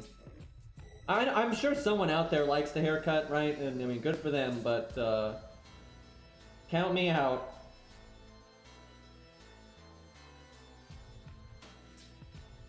It could work on a different character. I wouldn't say I would like it, but it could work on a different character. And I'm sure you'll have noticed this, I dislike when there's like that disconnect, right? You know, I don't want, you know, it's like I said, if you had Beowulf's costume on Lancelot, it doesn't work, right? It absolutely does not work. And yeah, Kentucky just feels really mismatched like that. It's like his design doesn't actually fit his character and his voice acting and his abilities and his history and all that, so it's just kind of weird. I cannot get over these books just like doing so much damage, dude.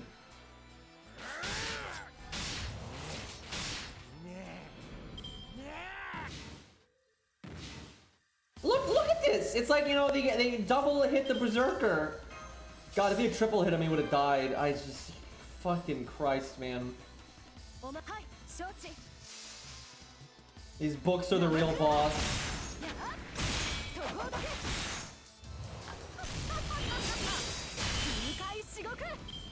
Oh yeah, they definitely want to subvert expectations there. They do that. Some of the artists definitely go that route. And it's their design, they get to do what they want, but I don't like subverting expectations for the sake of it. I really don't like that. I mean, I don't mind it when it works. So like, oh hey, they're gonna focus on an aspect of the legend that you might not have expected or whatever. That can work. And it's all subjective anyway, but yeah, sometimes it feels very forced and kind of silly. Lancelot being ripped would not be the problem. It's you know, like I said, I don't mind.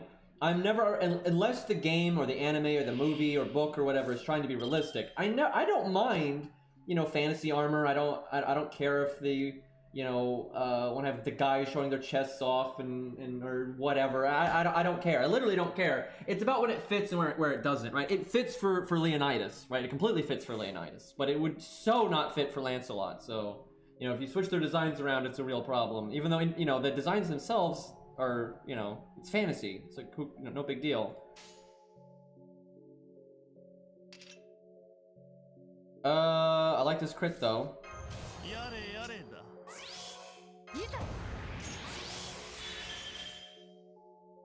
Alright, she has Star Bomb now. I kind of forgot about that.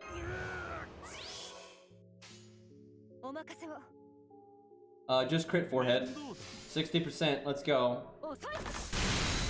47k. That's a scuffed Ushi too. I gotta say, that recent buff must be pretty incredible on a level... I'm sure someone in my chat's got this. Level 100 Ushi, 2k foe, you know, 10-10-10, got all of her buffs, use Atlas, so you can use her skills multiple times. You get the Star Bomb that she has now multiple times, along with the evade and everything else. That's gotta be pretty damn, strong, I would imagine.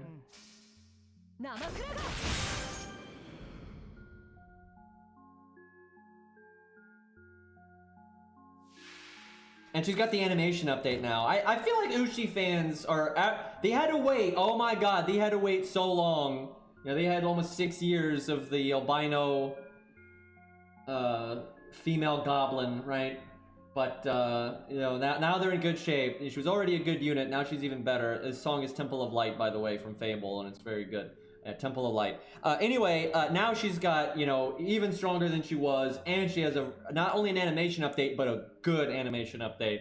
So Ushi fans are set. And I know for a fact, I know a lot of Uchi fans out there, man, they had to weather the storm. They had faith. They were like, she's going to get an animation update. Because they hated her animations. She looked awful. I mean, she looked awful, and she had such boring animations. But they grailed her anyway. You know, they had all these new fancy units come out, but nope, they grailed Uchi. They got her to 2k foe, 10-10-10, giving her faux pas. I've seen it. Why she's got... seriously, doing all that, giving her faux pas and all that stuff when she has day one animations. But then now, you know, now here you are, and now we've got, you know, Super Saiyan Ushi now. And see, that's where I'm at with, like, Sanson, although not the faux pas, but, they're not actually, buffing or, giving him an animation update. And it's actually, I will say, it's even worse on Sanson fans, because, Sanson sucks. That's the thing. At least Ushi may have looked dumb, and had really boring, crappy animations, but at least she was powerful. Sanson is all of that. The boy ain't powerful. Like, not at all. And he probably never will be. Even if they buff him again, and the only way they could fix Sanson in one buff is if the buff was as impactful as the buff that they gave Hohenheim, right? Something that just like really turns the unit around and is like, whoa, what an effect, right? That's stronger than what was in the kit to begin with, right? That's the only way you're fixing Sanson. Now that would make him like really good, right? Now you can make Sanson passable pretty easily with a kind of a mundane buff or whatever. Like, making him passable wouldn't be that big of a deal. But yeah, to make him like really good, like a really general use staple, yeah, you're gonna have to buff the hell out of him.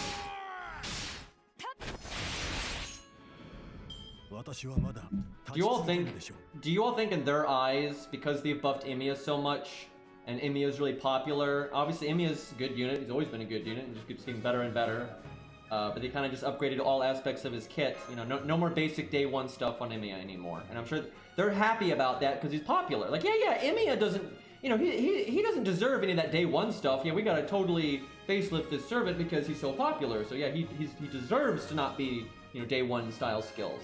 I'm sure that's how they feel. But do you think they feel that way about Ku? Because Ku's also really popular? I mean, really, Ku is one of the most popular Fate males these days.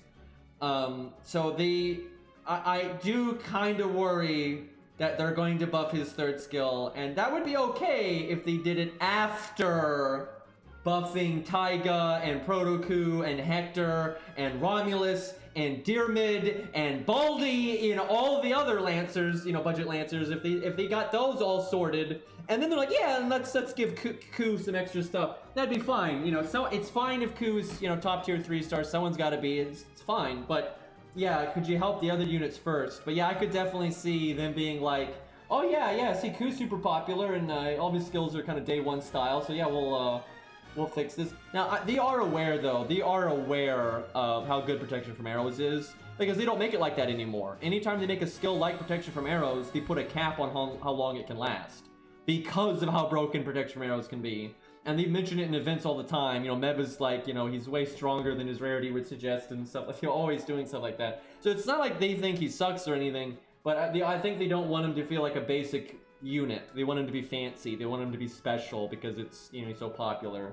Which, you know, I like Ku, he's my favorite character, but like, fuck, man, I like a lot of other characters too, and I want them to get fair treatment. And even if I don't like, I'm not a huge fan of Taiga, I don't mind her, but I'm like a big Taiga fan. But I know as much as I like Ku, and as much I like, you know, Achilles and Mordred and everything, people like Taiga that much. So they deserve to have, you know, some fixing up in their corner, right?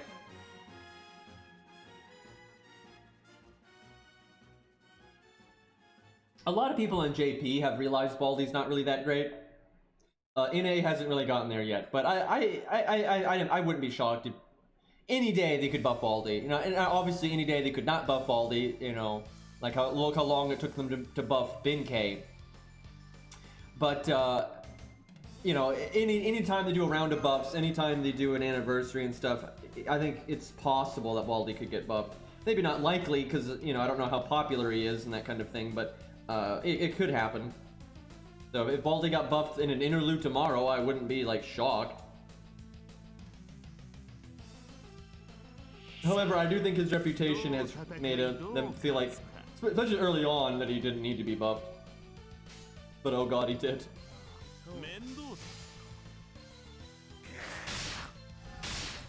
Yeah, not buffing Medea was just weird. I honestly don't really get that. That was weird to me.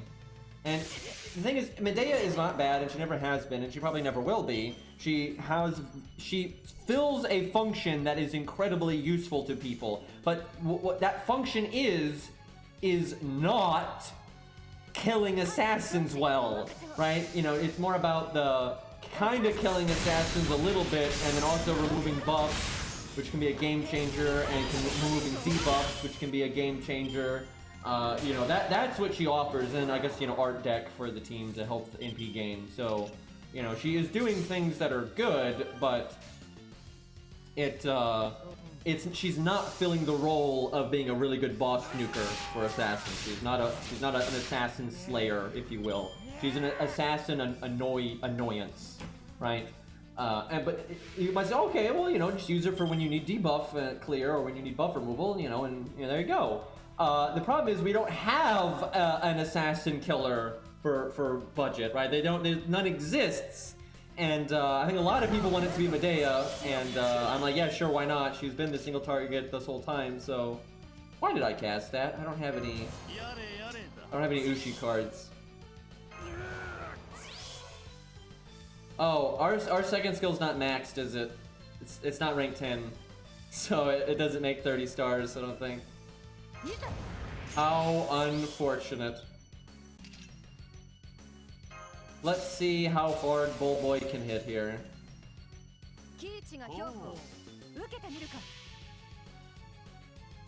I mean, you could add utility to Medea's second skill, but like, who cares? She doesn't need more utility. Like, add an art up to her second skill, or add an NP up to her second skill, and make it a damn big one. That would be a lot more useful. Legit, normal Ku is pretty much the best single target caster. I mean, y'all seen it when we do the 1 to 3 star count. A lot of times when we have to kill an assassin, the most reliable unit we have for that is fucking Ku. And it's not a Grailed Ku, it's just 70 Ku.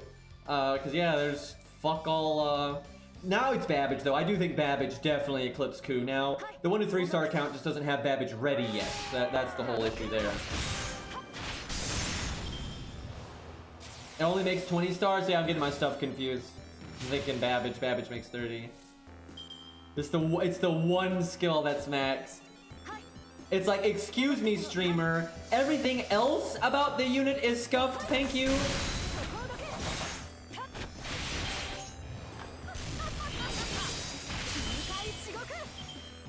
Oh, it had guts. I wasn't paying attention. And then it just of course. Of course, that's what it does. The music new. The music new. Boss book music. This song is pretty incredible, although it's so old and it uses such basic, you know, what's the word? You know, it's not instruments, but you know, it's computer stuff. But it's so, you know, chip music, right? Chip tunes, and it's so basic in terms of like the options that they have. You know, the tools to use, because the technology at the times, and yet they were still able to make such a good melody. So very skillful. Because this is not a remix of it or anything. This is the original one.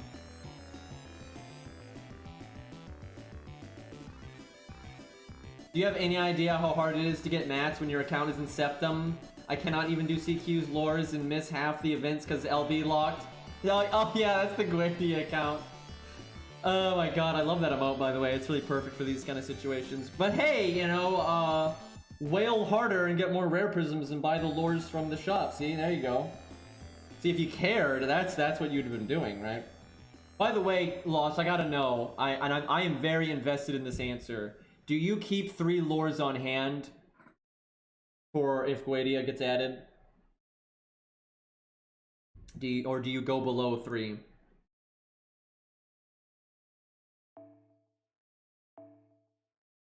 That Protoku is you know what we were looking for when we were playing like the lower level stages. I have 3 lures and 5 grails and full 2k foe saved. Lost, I am proud of you. If you did not have 3 lures saved, I would have been disappointed. But Lost is ready. Full 2k foe though, man, that's exciting. Lost, for the love of God, you've got to 2k foe him before you level him. That would be so funny to have fully 2k foe, and he'd be like level 3 or 4 because, you know, they give a little bit of XP, but that would be really funny.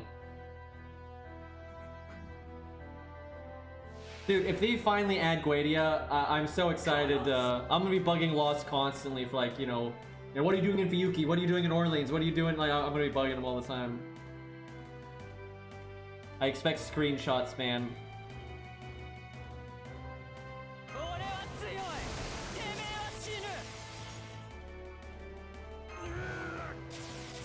This would be a really interesting fight if, you know, lore-wise here.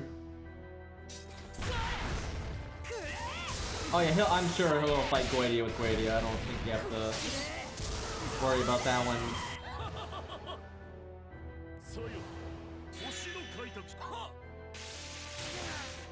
It's obvious that they were thinking about making Gwadia playable back in the day because he has a victory line. NPCs don't have victory lines. He literally has dialogue in like the category they put victory lines, and it's a line for like, you know, beating the enemies. And he's got an intro line for like when a stage starts.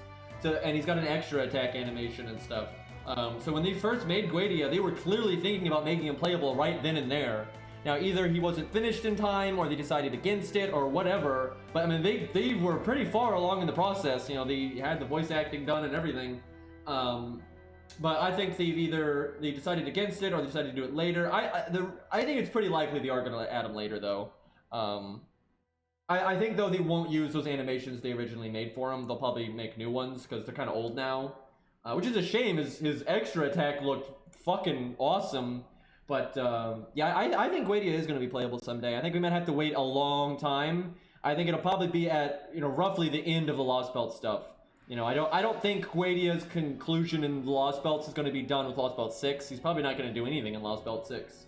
But it'll probably be at the finale for the most part. He's not going to be like the final boss or anything, but he'll certainly play a major role, and like clearly, because you know, he's been in Lost Belt this whole time, you know, here and there. So Saber Deermud did not look dated at all. That is nonsense. Not only that, he like, how can you actually think that? Saber Deermud was originally intended to be added in America. Look at the animations from people in America, which is like, you know, Fergus and shit, right? Really basic, basic bitch stuff. How to basic on the mind, by the way. So, you know, how to bacon. Anyway, really basic stuff. You compare that to Saber Dyrmid, he's light years ahead. They clearly scrapped whatever they had done for Saber Dyrmid and did it from ground up. Now, Saber Dyrmid's animations might not be like the flashiest animations that ever existed, but quality-wise, they are completely on par where animations were at that time. And they've aged quite well. There's no problem with them. Like, again, they're not like the flashiest, but the quality in them is completely fine. I've literally never heard anyone say something like that before. That's insane. The NP looks weird in fast mode, but that's like a choreography issue. That's like a, you know, they didn't make the best decisions there. But in slow-mo, it looks great, to be honest. It's just in fast mode, it looks really fucking stupid. But that's not animation quality. That's just bad decisions on their part. And it's still, that's, you compare that NP to the America NPs, right? I mean, it's so not comparable. They clearly scrapped anything they had done for him and started over. And that's very common, right? That's certainly how you do that kind of stuff. Like, for example, even though Calamity Jane was supposed to be in America as well and she got scrapped, they did reuse her design, but they clearly didn't. For God's sakes, there have been, in the game files, when America came out, there was voice files for Calamity Jane when America, the Singularity, came out. From Geronimo and Billy. They had voice lines for Calamity Jane. And then, when they finally actually put Calamity Jane in the game, they didn't use those voice lines. They didn't use those. You know, they just started over and they did new things. Yeah, they never used those voice lines, even though they had them there that whole time.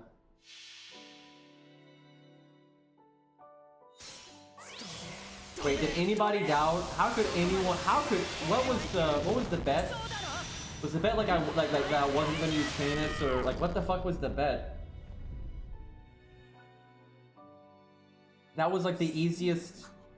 Like, there was no world where Canis could have ever lost that. I could literally have clicked, like, all the wrong buttons and she would have been totally fine. Oh, was it if Caesar was gonna survive? That's way better. Was that the... Oh my god, was that the bet? Well, okay, I got... Whoever came up with that bet, hats off. That's incredible. Especially because I was unaware of it, so I wasn't babysitting Caesar at all. I wasn't like giving him the evade or anything. You know, I was just total autopilot there. Okay, we gotta be thematic here. Obviously the stat line here does not justify such a strong Mordred, but oh right, I don't have Anniversary Blonde. I'm gonna buy it though the second this hits level 10. That's gonna suck when we get to Gawain. I'll have to go get Atlas real quick, so we at least have Atlas. Because you don't need to level that one. But yeah, I need to get Atlas and Anniversary Blonde. And then I gotta level Anniversary Blonde. That's, you know, look at this fucking, look at this shit, dude.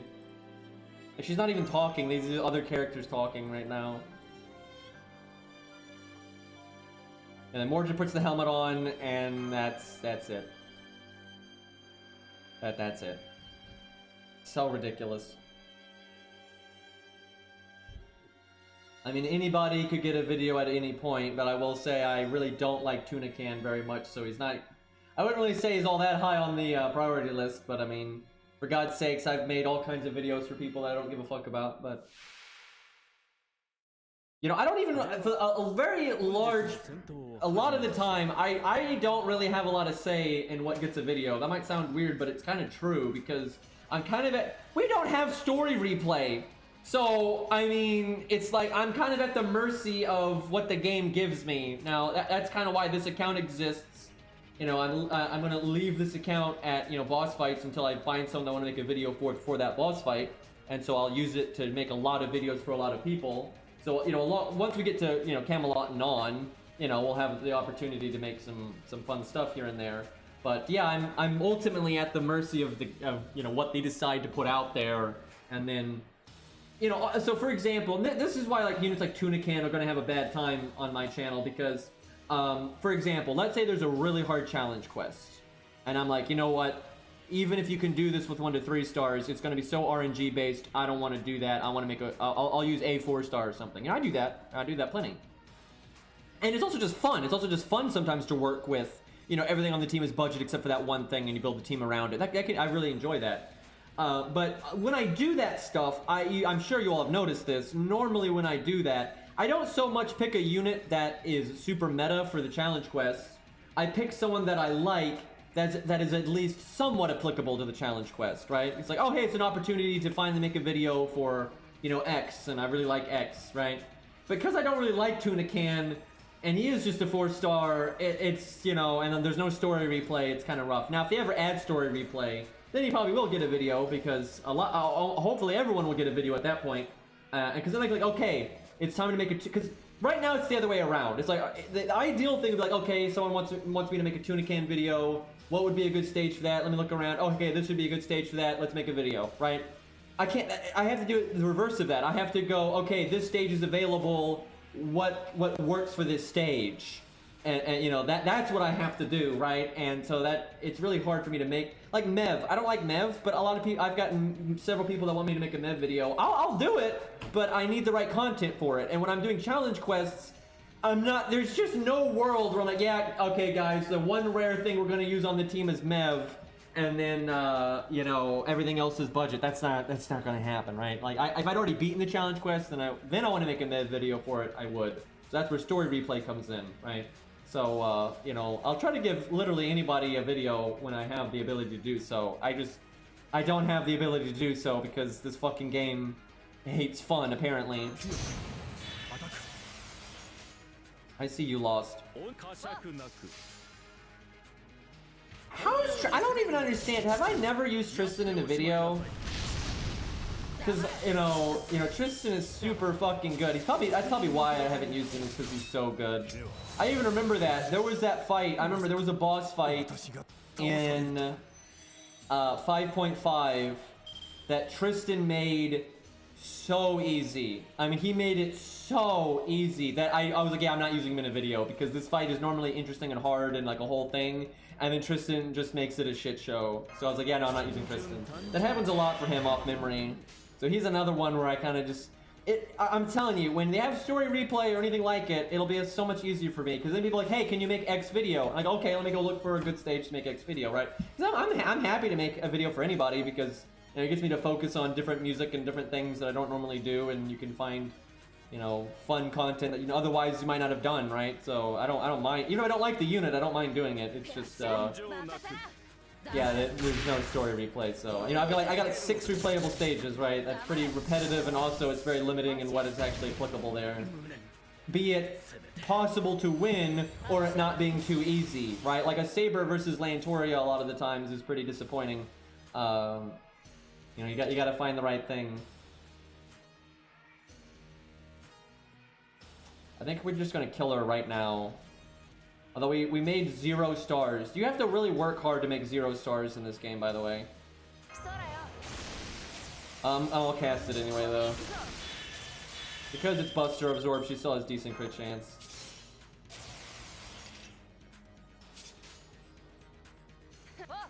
I shouldn't have focused on NP gain so much. I should have focused on Star Gen and just used my 3rd skill.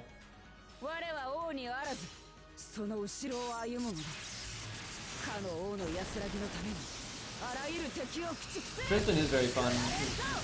And he's very useful. You know, as a support, David is better. But Tristan is a better DPS and still has some support. And then you can use them together. That's the true...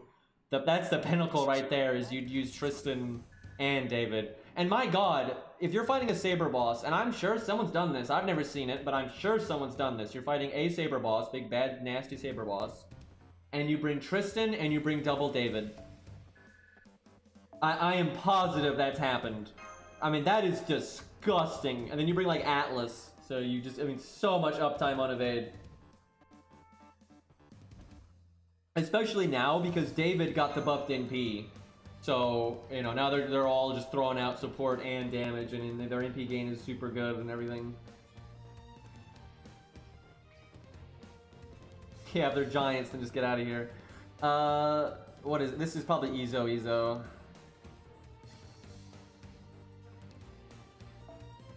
I doubt, yeah, we don't have one. We do 100 phase.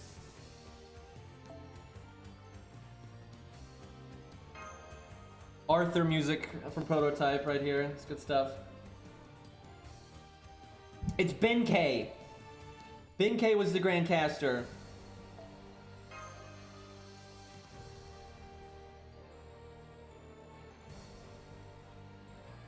You know, Jin K could have been good here because I think he is a king, even in this form. Although it might be a caster, I don't remember.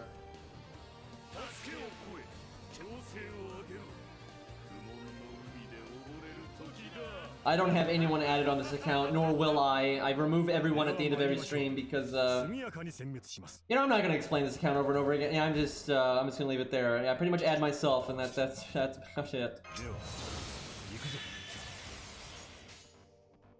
Not what I wanted to see hand-wise. But yeah, this if he's a king, Jin K would kill this incredibly quickly, because you do get counterclass damage.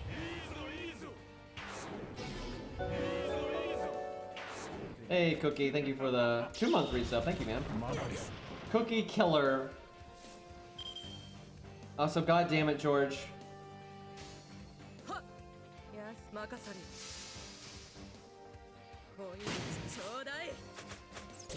I bet you Ivan is really easy for Jin K now, like although like I said last time, unless the mammoth doesn't count as king, because the fight when he's not on the mammoth is really easy anyway, so who cares? And then the fight with the mammoth, they may well not have that count as king, so no fun. Could you kill George, dude? I shouldn't have even taunted, I guess. I have so many debuffs. Like, so much defense down. I'm probably at 100%, so I'm probably taking double damage now. Why are you like this?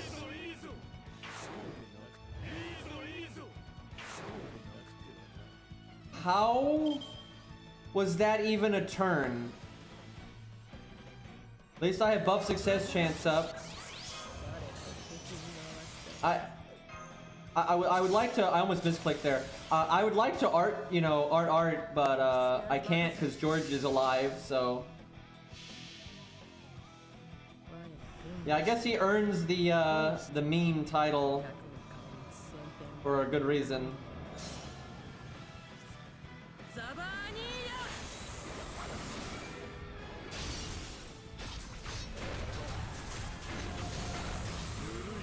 Oh, he's dead. Well, that's disappointing. Boy, you need way more health than that. That's kind of a nothing fight. Well, George lived. How about that? Can't kill the level 1 George.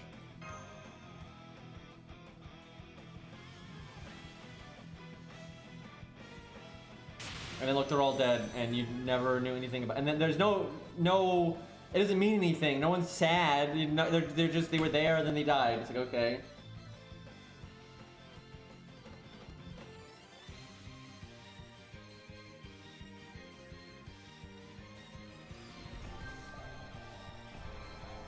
I don't actually remember if there's a lore reason read. I haven't read their character material book in a long fucking time.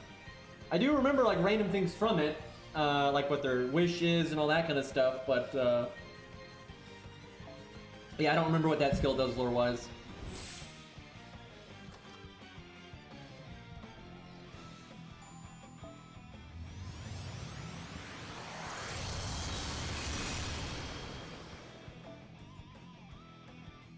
More grails for Asterios. Do I even have his ascension mats right now?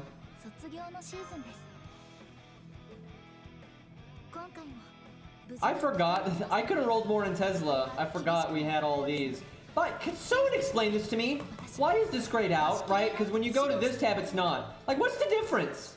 Like, literally, why would it matter if you could go straight to this menu from, like, guys, if you're on this menu, it'd be such a problem if you went, like, look, you're in this menu, same thing, now it's fine, right? So why is this fine, right? Like, why is it not a big deal to go from there to there, but it is a problem from these ones? Like, just ridiculous, man, this fucking game, dude. But yeah, I could've rolled more in Tesla. What a mistake. Did she just say QP? Like, please no. I don't need QP in my lore. Dude, QP's in Extella Link, right? It's a resource in that game. It's the money over there. Do you think for all like Fate games moving forward, if they have a currency, they're just gonna use QP? Like the horror, man.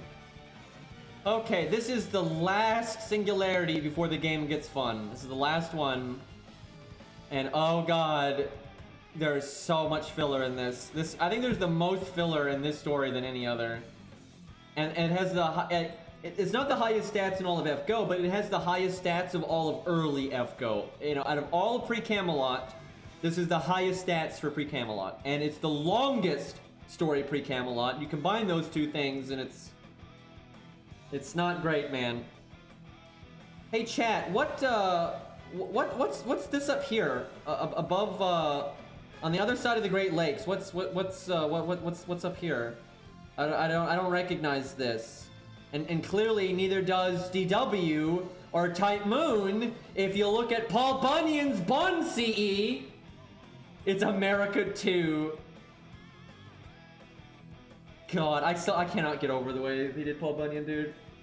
Like, the story takes place, it originated around the Great Lakes, right? Like that's where the story comes from. It's, you know, it was the frontier, you know, as they were discovering things. It's not a unique story to Canada or America. And the landmass around it is not unique to Canada or America. And for some reason, Paul's Bond CE says, you're talking about like the original frontier and everything, and how now only one country stands where you know, it once was. It's like, no, two countries now stand where the frontier once was. It's like, hello! I mean, I just, God, they could not have put less effort into Paul, dude. And if they're talking about just like North America, obviously, then they're missing even more. So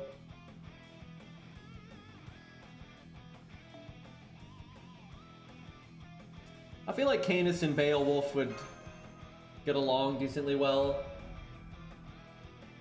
They seem to be on the same page.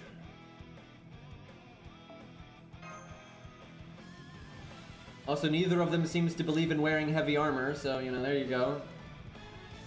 Although I guess Beowulf is made out of rocks, so I guess it makes sense. And then Canis has got the invincibility shield thing.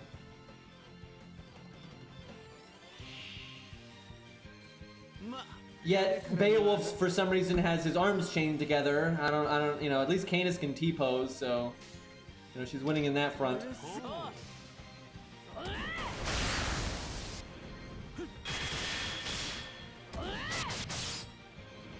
My whole thing with Beowulf, I know I like Beowulf, I like his voice actor, I like his, you know, he's fine. Beowulf's cool, but, like, could they at least have made his pants look like, just like kind of like leather from back in the day, like leather armor or whatever from back in the day? Like, why is it cargo pants? Like, why though, right? It's just weird. Like, just randomly modern when nothing else is. I don't understand it.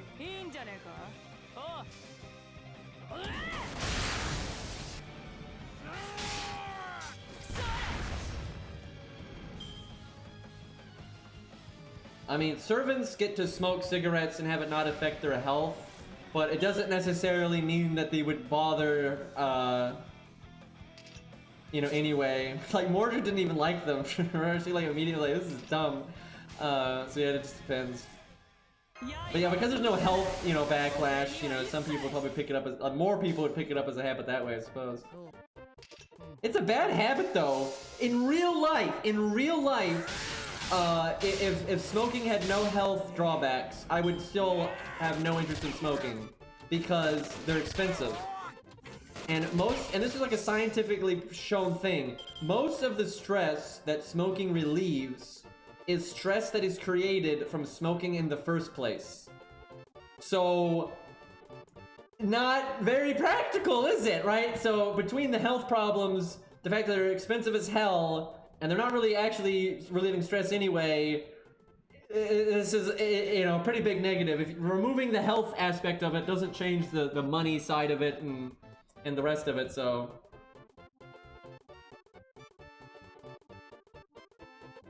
But yeah, I don't know, if you're a servant, you probably have a lot of ways to make money easily. You know, being way stronger than a human should be able to be, and all these kinds of things. I should have cast my skills or used my... I could have just won this turn. What am I doing? I could have... In so many ways, I could have won that turn.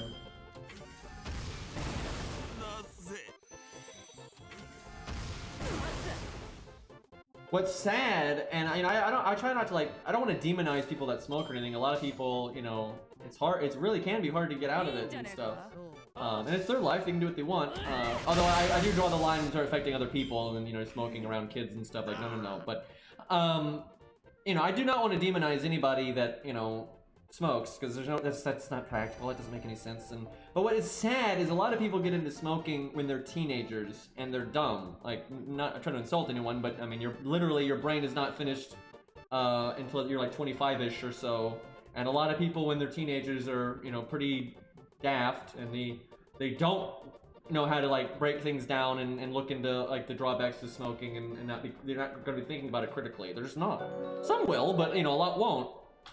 And so a lot of people, when they grow up, they would have the right mindset to you know, see the problems and not want to waste the money and all these things, and they wouldn't do it, right? But they started when they were very young, and then they get super addicted, and it's incredibly hard for them to get out, even though they've gotten to the point where they don't want to smoke anymore, and they do see the problems and the money and issues and stuff, and just the health issues. But now they're like stuck, and that sucks, man. So yeah, you know, I imagine that's a pretty terrible place to be in. And thank you for the sub. How the fuck do you say this name? God, and chat's moving so fast, I keep having to scroll up and it won't stick, so I can't see it. Like Farah, it's almost Geronimo with F at the start. Farah Morano, it's not, whatever. Anyway, thank you for the 6-month resub, I appreciate it. I don't know what the fuck your name is, but, you mysterious stranger, thank you for the 6-month sub. Anyway. But yeah, smoking is bad for you. What a controversial statement. Look, I couldn't even see the name for more than like half a second because chat, every time someone says anything, it automatically goes down, right? So I couldn't fucking see anything there. It's stupid. Fucking Twitch chat, dude. Okay, I need to get water again because last time I got water, I only got half a glass because I'm an idiot. Fam, yeah, there's that.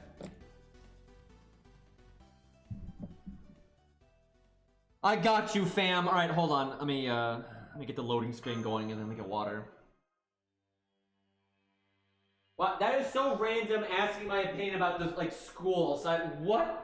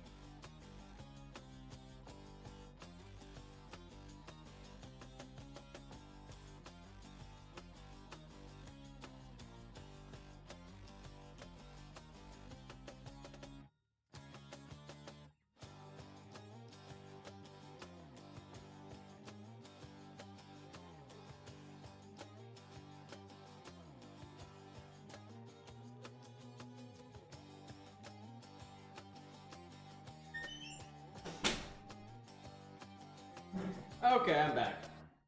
Anyway, I don't know what that means. What do I think about schools? I mean, it's like education is good, but then like, do you mean like a specific school system? But then you have all the different countries and stuff. I mean, general statement, education is really important. Although you can get it without school, I suppose. But education is important. I think most school systems are not even close to being perfect. And that shouldn't surprise anyone, because if you look at all of human history, when have we ever done anything right? Like, ever. Like, out of all human civilization from, you know, beginning of time to now, we have never come up with a good education system. We have never come up with a good government system. We're always dumbass monkeys. Always, right? Like, we do the best we can, and we make, you know, governments and systems that work well enough sometimes, but certainly not good by any means, and we never have, and we probably never will, so... Yeah, surprise, surprise, none of our school systems are perfect. They definitely aren't going to be anytime soon. But regardless of that, it's still really important for people to, you know, get an education. And I don't necessarily mean, like, just on paper education. I mean, like, just, you know, learn! Learn, you jackasses! Learn, right? It's pretty important. And school and many other things, this is not unique to school, but it's important for humans to, you know, get socialized and get used to adversity and get used to stressful situations, but you don't want to give them trauma either. You know, people gotta, you know, get out there and you know, learn things, not just learn about history or not just learn about math or any of those things. Just learn about how to interact with other humans. What do people do? What is it like to interact with people that think differently than you? You know, those things are important, and those things are not unique to school by any means, but learning those things is important. Of course it is. So.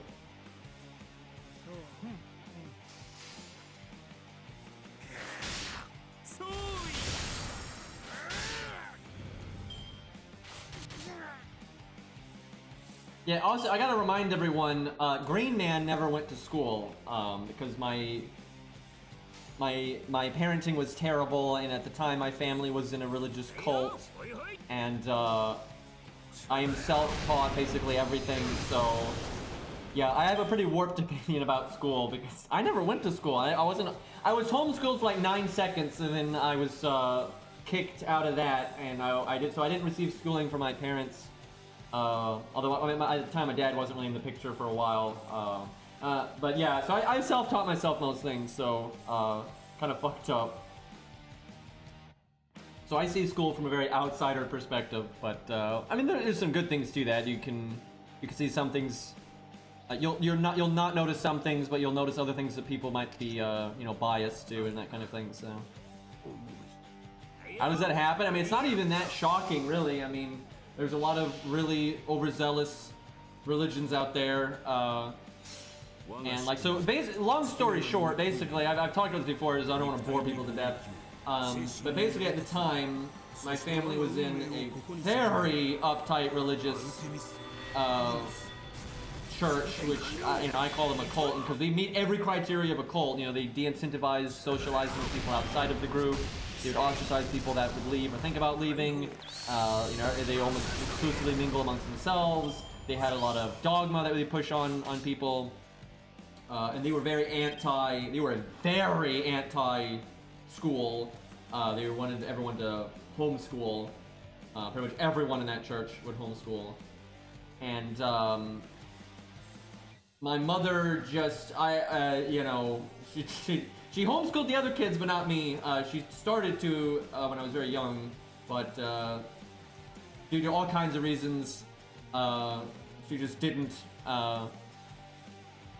you know, teach me jack shit. And then because of the religion nonsense, she was very against public school, so I just got no schooling. So yeah, it's kind of dumb to be honest, but I had to teach myself to read and all the I'm kind of glad though. I mean, I'm mixed. There are times I really resent it, and it's, you know, obviously it was unhealthy and stupid, and it shouldn't happen to kids. But it had some positives. It had some real positives. You know, it taught me to be self-reliant to a degree. I researched a lot of things I wouldn't have researched otherwise if I hadn't been left to my own devices. You know, there was a lot of positives to it, but there was a lot of real negatives. It's, you know, I wouldn't, if I could go back in time, I wouldn't change it, just because I'm glad with what I am now. I'm content with my life. But it's hard to say if it was a net positive or a net gain. I mean, like, I learned to read very late in my life, and that has a lot of repercussions, like very serious repercussions. It's not healthy to learn to read that late in life. It makes it a lot more difficult. You know, a lot of things like that. You know, it's been a struggle throughout my life. You know, I've kind of constantly had to try to improve my, you know, just general education, and like, you know, I'm actually quite educated when it comes to, you know, like history and politics and those kinds of things and stuff. But you know, it's been a real struggle to be you know, proficient in a lot of basic things other people, you know, learned when they were like, you know, 9. So yeah, that's been kind of rough. But yeah, teaching yourself how to read teaches you a lot of other things that you might not have expected. So there's been plenty of positives of it. I mean, I enjoyed it, to be honest. I wasn't like miserable. I actually really enjoyed the process of teaching myself how to read and that kind of thing. A big part of it though was at the time, because I was you know, sheltered because of the cult, and I was so young-ish. You know, I didn't know. I couldn't, at that age, I couldn't grasp the repercussions of my situation, and I didn't even realize it was abnormal, right? You know, when you're a kid, you think anything you experience is normal. You think everyone sees things the way you do and experiences the things you do. You don't realize how, you know, now looking back, I'm like, wow, my family life was insane, and that's obviously not healthy or good. But at the time, you don't think that at all, right? And you know, I taught myself to read mostly because I wanted to be able to read like Garfield comics and things like that on my own, and that kind of thing. You're not thinking about, oh yeah, I need to learn how to read because I'm not going to be able to get a job when I get older if I don't, right? You're not thinking that way.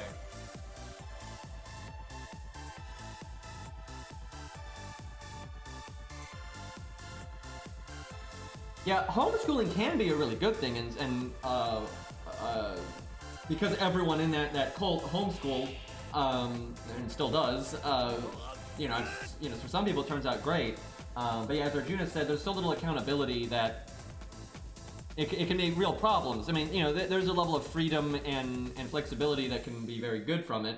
I'd say there's some pretty universal drawbacks. There are drawbacks though that can be fixed. Like obviously homeschooling means your kids, you know, don't really get out. And you're not going to meet other people and make friends and that kind of thing. You can fix that by, like, you know, going out and having them join a club, or, you know, doing martial arts, or, you know, tennis, or whatever the fuck, right? There's all kinds of ways to fix that, but my family didn't, because again, they were in this psycho cult where they de-incentivized socializing with anyone, you know, not in their own social group, really. But yeah, so I think overall, I think homeschooling is kind of dumb, and I think it should only be legal if you can, you know, prove that you're actually, you know, doing a good job, right? And or you're actually, you know, putting in the effort and that kind of thing, where there's no real accountability for that kind of thing. Not that like public schooling is like some, you know, fix all. There's plenty of problems with public schooling. So it's kind of pick your poison, I suppose. But it is kind of, it should not be an option for you to just get unlucky and have parents that don't care enough to say they're homeschooling you but not actually homeschool you. That really shouldn't be a thing. I've heard though, it's actually, as the years have gone on, they've gotten more tight about it. That it's still not like great, but there's more rules in place than there used to be.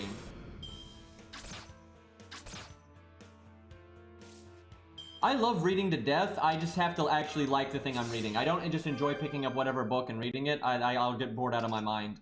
But if it's something I like the subject matter of, or if it's a good story or whatever, then I really, really enjoy reading. But I struggle to find stuff that I enjoy reading. I always enjoy history. History is always a good time.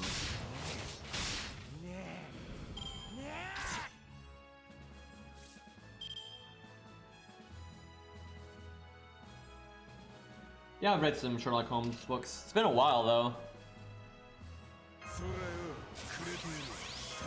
Actually, off the top of my head, I think I only ever read one. And I don't even remember which one because it's been so long, but I think I only ever read one, actually. Maybe two, but yeah, off memory, I think I only read one. And suddenly we're Hercules, indeed. Beowulf versus Hercules would be pretty entertaining. Because Beowulf has a lot more NPs than most people, so you'd actually have a lot of ways to get around God Hand, but Hercules is still Hercules.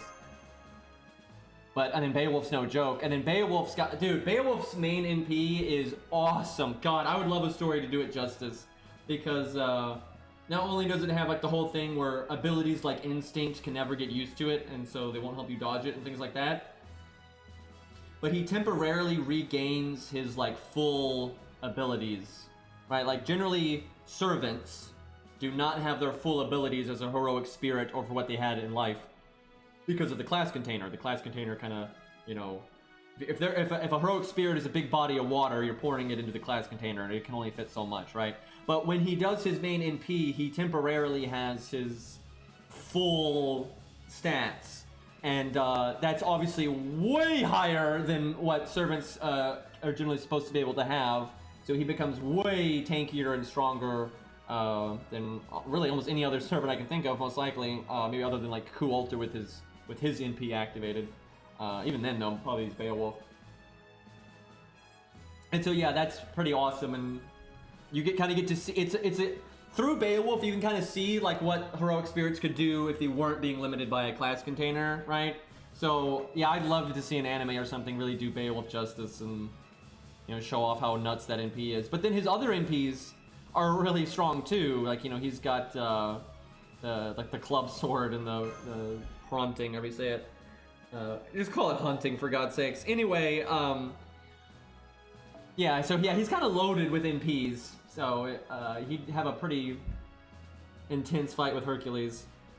Without plot armor, though, I feel like Herc would win, because I still don't think he has enough to kill him 12 times, and it's not like Hercules just lets you kill him one time, and his battle continuation each life, right? So, I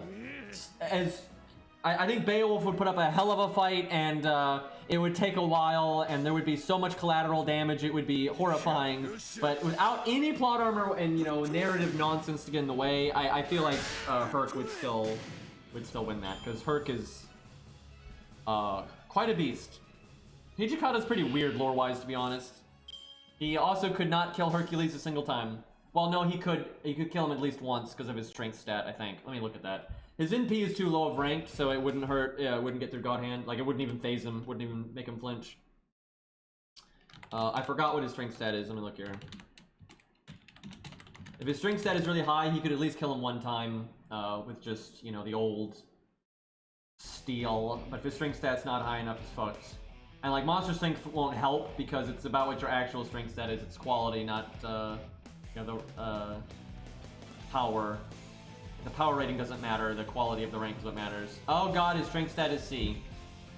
I'm pretty sure his demon on the battlefield makes his strength stat go up or something like that temporarily, but that's not good. Yeah, his default strength stat is C, and his NP rank is not high enough to get to God Hand.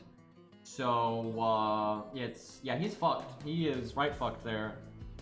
Which is why in my NP versus NP video, I had Hijikata not even do damage to Hercules because his NP there can't get to God Hand, so.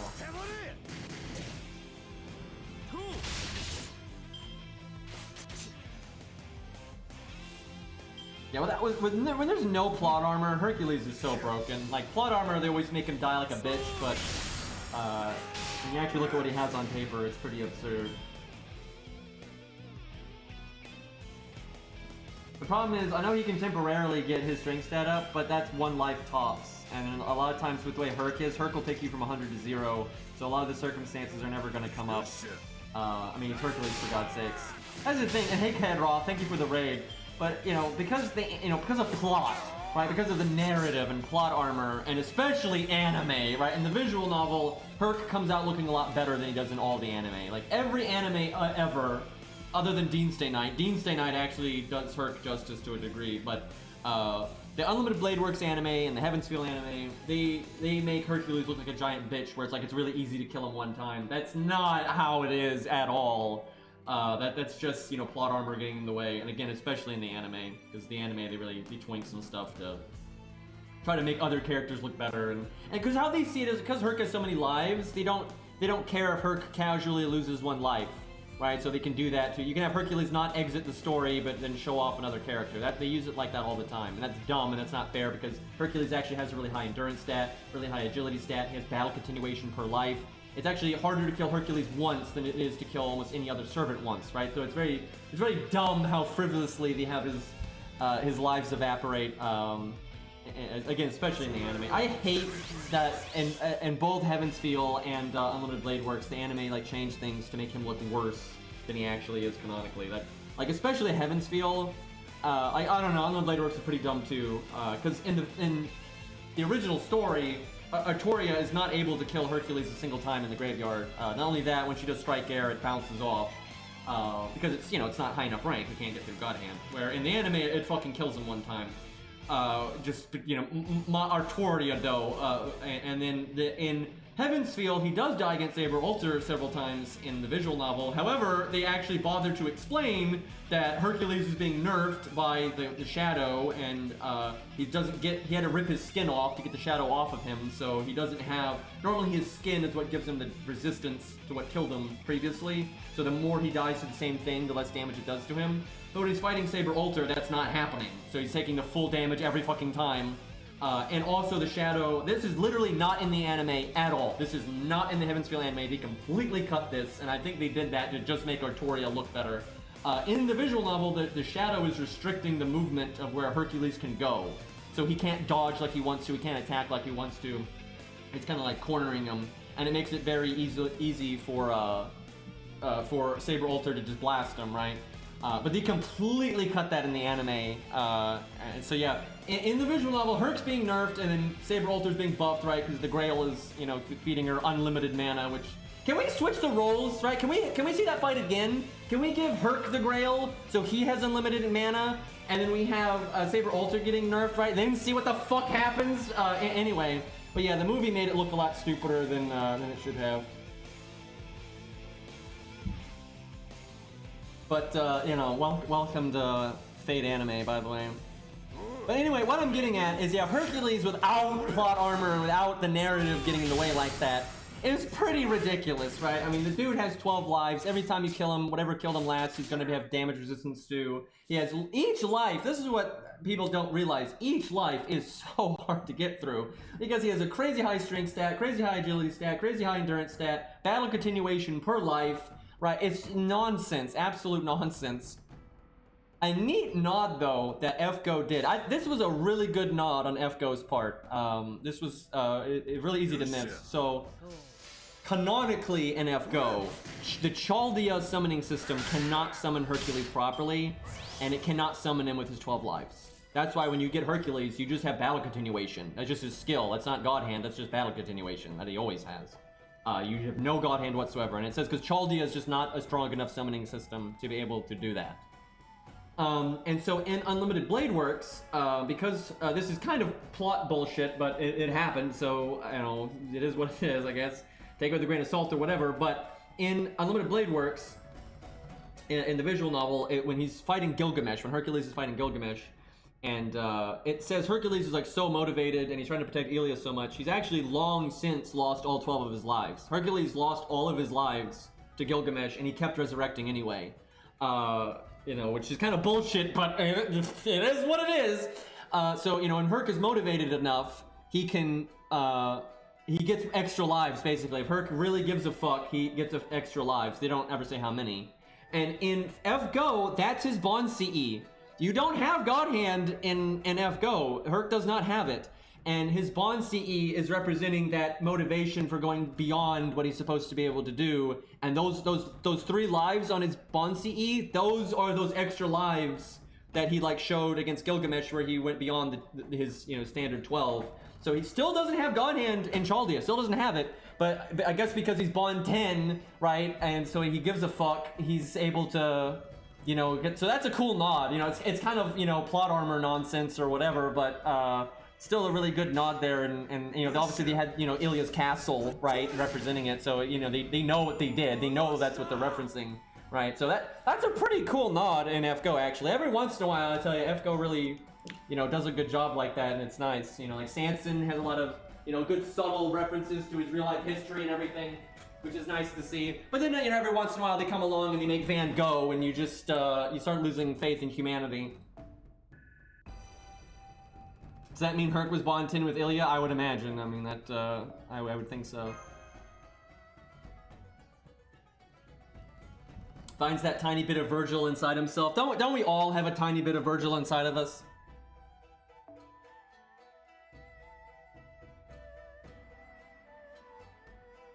Alright, let's see here. Mordred time. God, I just want to get to Camelot and have fun. This is so boring, but what are you gonna do? At least we got through London, boys.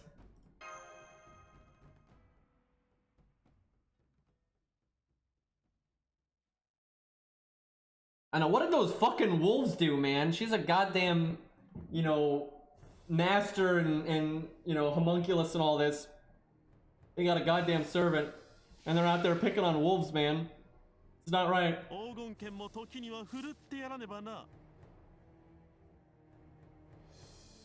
I like how Gil he has like the way to cook Hydra meat inside a Gate of Babylon. Like, what the hell, man? That's so specific. But the thing is, Gate is it's not unique to just weaponry, right? It holds wine and tables and, you know, mechs probably, and, you know, God knows what else. Remember when Fate said way back in the day, and they've totally forgotten about this because now they just have Gate do this generic thing, that this is in his character material, and I think it might be in his bio in Fate Stay Night, like the visual novel. I might be wrong though, but I'm pretty sure it is definitely his character material. Where it says, like, it's talking about Gil's fighting style, how, you know, he knows his enemies really well and he can, like, tell what their abilities are. He's got that, you know, NP that does that. So, like, he can tell Kojiro is really good at melee, so he wouldn't even think to fight Kojiro at melee. Anyway, so it says, you know, he knows his opponents, you know, really well, and he'll just cherry pick items from Gate that counter them, right? Because Gate's not just generic spam, right? Every item in it is a Noble Phantasm, and a lot of them have a you know, fucked up, you know, passive effects and stuff. And so it says, you know, he can size up an enemy, know what they're weak to, and then pick like 5 or 6 Noble Phantasms from Gate of Babylon to just counter the shit out of them and murder them. And he actually did that in Fate Stay Night some, right? Especially against Artoria when he first fought her. But yeah, nowadays when they put Gil in things, it's just totally generic. Reanimate the same sword over and over again, and it's just like a generic laser shot. It's like, oh, okay. Yeah, Demon Slayer Knight did show that. Again, Demon Slayer Knight actually does a lot correctly with things like that. But again, it's an old anime, so not the best animation work there. Yeah, and kind of Medea. But yeah, they used to have Gil do that kind of thing, and it's a little bit in CCC, I suppose. And it's also been the kind of a thing in Fate Strange Fake, not entirely, but a little bit. Definitely more so than what we've seen out of Gate in recent years. But yeah, it's just like the new toy effect. They want to show off the new things, and they kind of standardize the old things, so... Yeah, that was actually a really good touch by Dean Stay Knight, having him... that was a very good touch by Dean Stay Knight, because... There's no... Again, Nasu had not said at that point what happened between Gil and Ku. He had not come out and said what happened. It happened off-screen in the visual novel. They clearly not only did their research on what Gilgamesh's abilities were beyond what happened in Fate Stay Night, because they looked into Chains of Heaven, and it working on people with divinity, and Ku has divinity, right? So they got all that right. But they also looked into things beyond Fate, right? They never really mentioned in Fate that Kaldabog is the thing that killed Ku and all that kind of stuff. They never really mentioned that in Fate. But that is part of the actual story. So they obviously looked into that, and so they had, you know, Gil use the sword that killed Ku, and obviously Ku's going to be weak to it. So that was very good. Like, I really hats off to them for those kinds of things. It's just, you know, no one bothers to, you know, research any of this shit, and everyone just hates on Dean Stay Night all the time. And again, it's not like Dean Stay Night's perfect, of course not, but they did do several things quite right. It's just the Fate route sucks. That's the thing. They did some nice research, but shame that the Fate route is trash.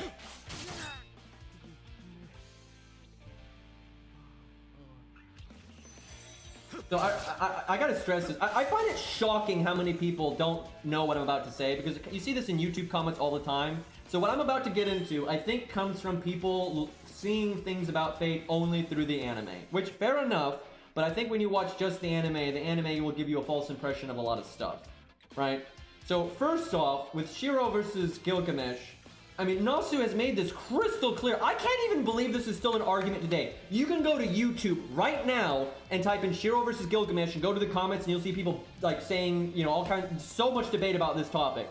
Even though Nasu has come out again and again and again and been very crystal clear about this. Shiro cannot beat Gilgamesh if Gilgamesh gives half of a shit, right? He pretty much put it, it was like a miracle timeline where everything lines up perfectly and Gilgamesh is being a giant cock and Gil gets cocky and dies, right? There's no world where if Gilgamesh is caring that Shiro can win. It's nonsense, right? Because, you know, Gil has the armor that can block almost everything from Unlimited Blade Works, but he doesn't wear the armor. You know, AL blows up Unlimited Blade Works. There's all kinds of things in Gate of Babylon that Unlimited Blade Works cannot copy, which I'll get into that in a second. Right? It's total, you know, nonsense. But and he didn't even win. I don't even get this. He didn't even win. Canonically, Shiro does not win the fight. He cuts off Gil's arm, but then Shiro completely runs out of mana and is out of gas and donezo, right? This is not winning. Now, it's not, if the things kept going on, it's not really clear what would happen, right? But it's certainly not clear that Shiro was about, I got him, right? Like, he really didn't. So yeah, I don't even know where that shit comes from. Anyway, but so back to Unlimited Blade Works and Gate of Babylon. How Nasu describes it, which I have to say, this is bullshit because it's just kind of illogical nonsense. But you know, writers mess these things up sometimes, and this is not logical. So how Nasu puts it, and so this part is logical, right? So Gate of Babylon has, you know, every item ever inside of it, and then Unlimited Blade Works can copy blades automatically. It cannot copy things that aren't blades. You know, it can't copy, you know, the flying ship or the vase that explodes. It's a sentence. You know, and like the maces and weird shit like that. It can't copy, you know, everything from Gate of Babylon, but it can automatically copy anything that's a blade, right? And Gilgamesh was intentionally only using blades against Shiro because he was trying to one-up Shiro. He was trying to, you know, beat him at his own game, basically, because Gilgamesh, right? Anyway, so the logic is Unlimited Blade Works just automatically has it. It's already there. You know, he doesn't have to trace it. It's just there physically in Unlimited Blade Works. Where Gate of Babylon has to actually, like, prime the weapon first, right? It has to actually pull the weapons out. Now, Gil's been shown to be able to do this, so that alone doesn't not really matter, because while Gil is firing one weapon, he can be priming other weapons. So Gate of Babylon can fire unendingly if it wants to. So that doesn't really mean anything. Anyway, but that's how Nasu puts it. The logical problem here that I don't think Nasu even thought about, I think he just tried to come up with a reason for Shiro to win. Okay, so let's say we got it. Gate of Babylon has to prime the weapons first. They're already there, and then Unlimited Blade Works. So you might say, oh, so Unlimited Blade Works is faster, and that's that. Argument over. That's it. We're done. Okay, but no, hold on a second. There's more to physics than just that. So let's say Gilgamesh, you know, whips out a bunch of weapons.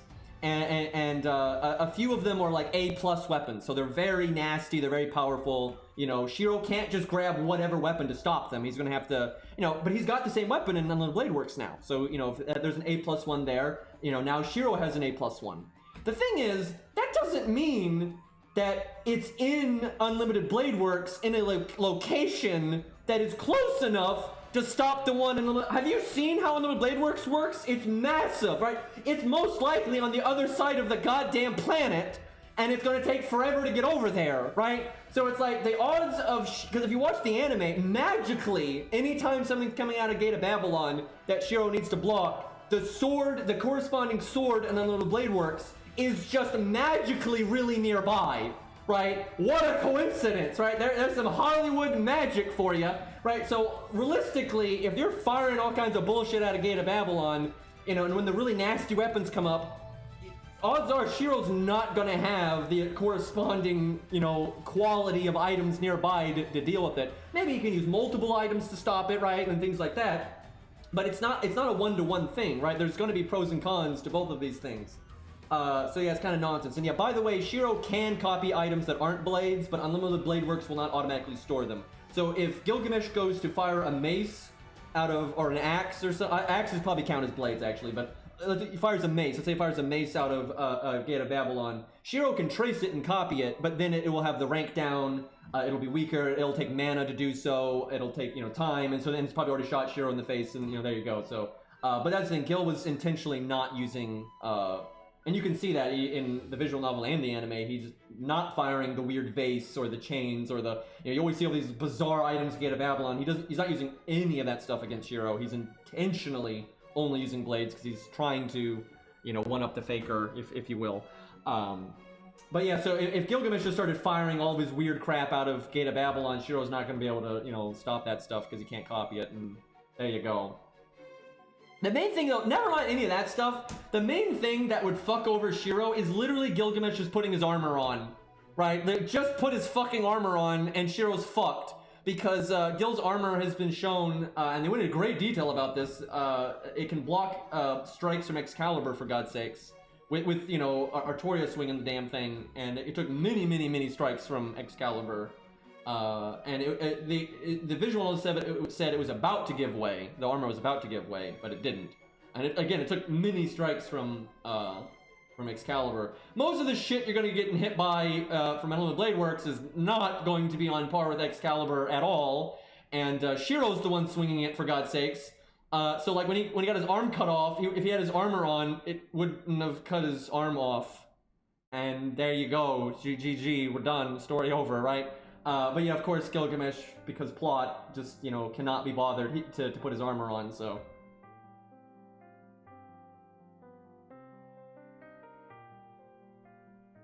Actually, in the Doomsday Night, they changed it, and instead of Gilgamesh tanking Excalibur with his armor, he just summons items at a gate around himself, and those block the strikes. Which, I mean, he could do that, but I don't know why they changed that. That was a really weird change in Doomsday Night, because yeah, there's a part where she just like makes a big flurry of blows at Gil, and in the visual novel, his armor just face tanks it. And that was actually one of the first things Shiro ever saw Gil do. And so Shiro thought that Gil's main noble phantasm was his armor. Because he was like, wow, that is some tanky fucking armor, and it is.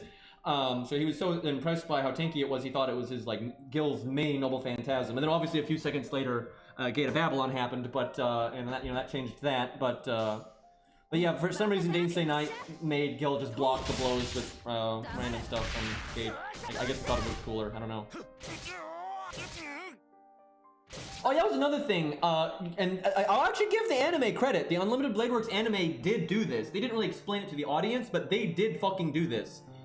In Shiro's head, as Saber Nero just said, in Shiro's head, like his thoughts when he's fighting Gil could have won in a million ways, but one thing, if Gil was just willing to back up, right, back up, retreat while firing, that would buy him time to, you know, get more items out and you know, pull Aya or whatever. So if he was just willing to back, you know, take a step back, he would be fine. But he's if you notice in the anime, they actually got this right. Gil is completely unwilling to move. There's like times like shots are hitting by him and you can tell he's like, he wants to back up, but he won't. And that's why it's like a big moment at the end where he does take a step back. And that's why he admits defeat, is because he had, in his eyes, taking a step back was losing. So when he takes that, and that happens in, again, the anime and the visual novel, when Shiro goes to cut his arm off, he does take a step backwards. But yeah, Gil, he refused to back up. He refused to use things that weren't blades, because he was trying to...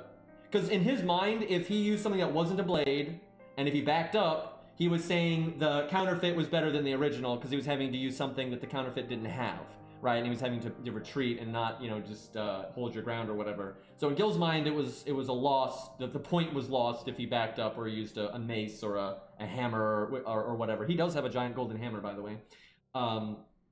So yeah, I mean, and that part I can buy. I can actually, I buy that Gil wouldn't want to back up and then potentially he wouldn't want to use non-blades. What I don't buy is all the other stupid shit that he does in Unlimited Blade Works that helps Shiro win. Like, especially what I think is dumb is he gets to the point where he's willing to use Aya, but he's not willing to put his fucking armor on. It's like, I don't really, that's kind of dumb. Like, that's a bit silly. And the blade thing is kind of iffy. I feel like he might just use Gate of Babylon versus Unlimited Blade Works instead of Blade versus Blade, but I don't know. That one, I guess the jury's out. Yeah, a lot of people don't, they just watch the anime, and the anime doesn't do a great job of explaining any of this. And it's just weird, because again, go to YouTube, type in Gil versus Shiro, you'll see endless comments about people like, oh no, Shiro could have won, even if Gil was being serious, and blah, blah, blah, blah. Even though Nasu's been like, yeah, no, of course not. Nasu was super blatant about it. He's like, yeah, of course not. I mean, Nasu went as far as to say, Gil can kill every single person in Fate Stay Night, the entire cast, in one night. Right, he can kill Sakura, Shiro, Kozuki, Medea, Kojiro, Emiya, Ku, Perk, all of them. He can kill every single one of them in one night if he, you know, gives half of a flying fuck.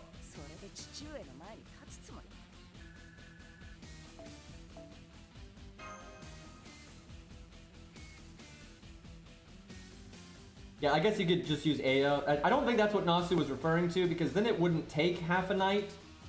It really wouldn't. But who knows? He didn't really go into detail about it. Like, yeah, sure, if Gil blows up the city, obviously everybody's dead, but again, he said it would take, like, you know, like 12 hours or something. I can't remember exactly how he worded it. But if he used Aya, that it wouldn't really, I don't think it would take that long.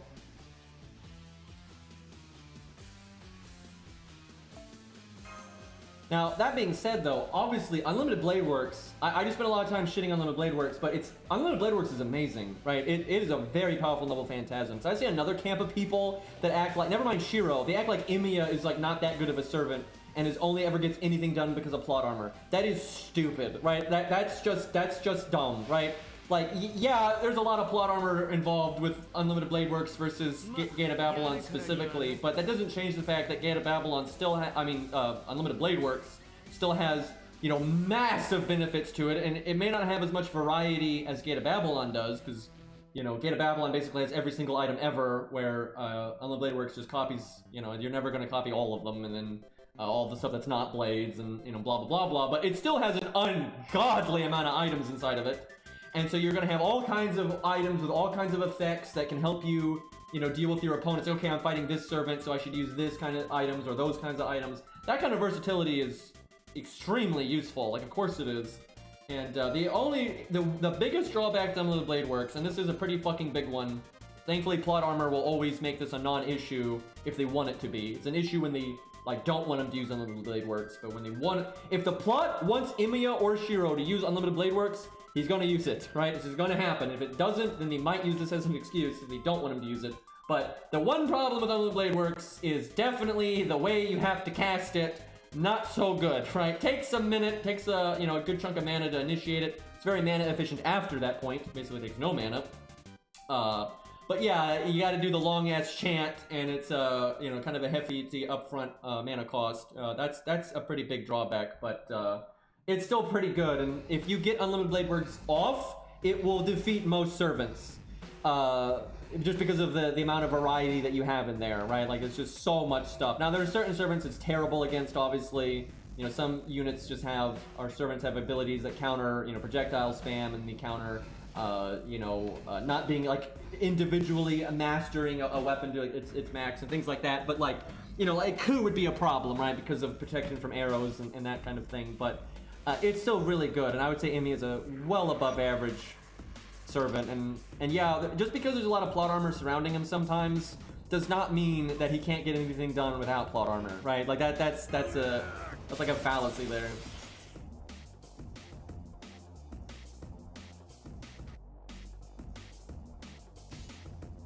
Yeah, also, and in most contexts, you're not gonna have Avalon in play, right? Because it's not like Artoria has it; it was just her master happened to have it.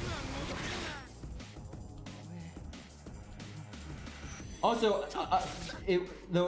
again, Nasu just straight up said Gil could kill everybody. I get tired of the Avalon thing when people talk about Gil. They think Avalon somehow means, oh, that's it. It's over, boy. You got an EX rank defense. It's all over, and then never mind any context here because okay, so Artoria can't do anything when Avalon is active. By the way, she can't do shit. So if she wants to do anything, she has to take it down, and thus she is vulnerable again, right?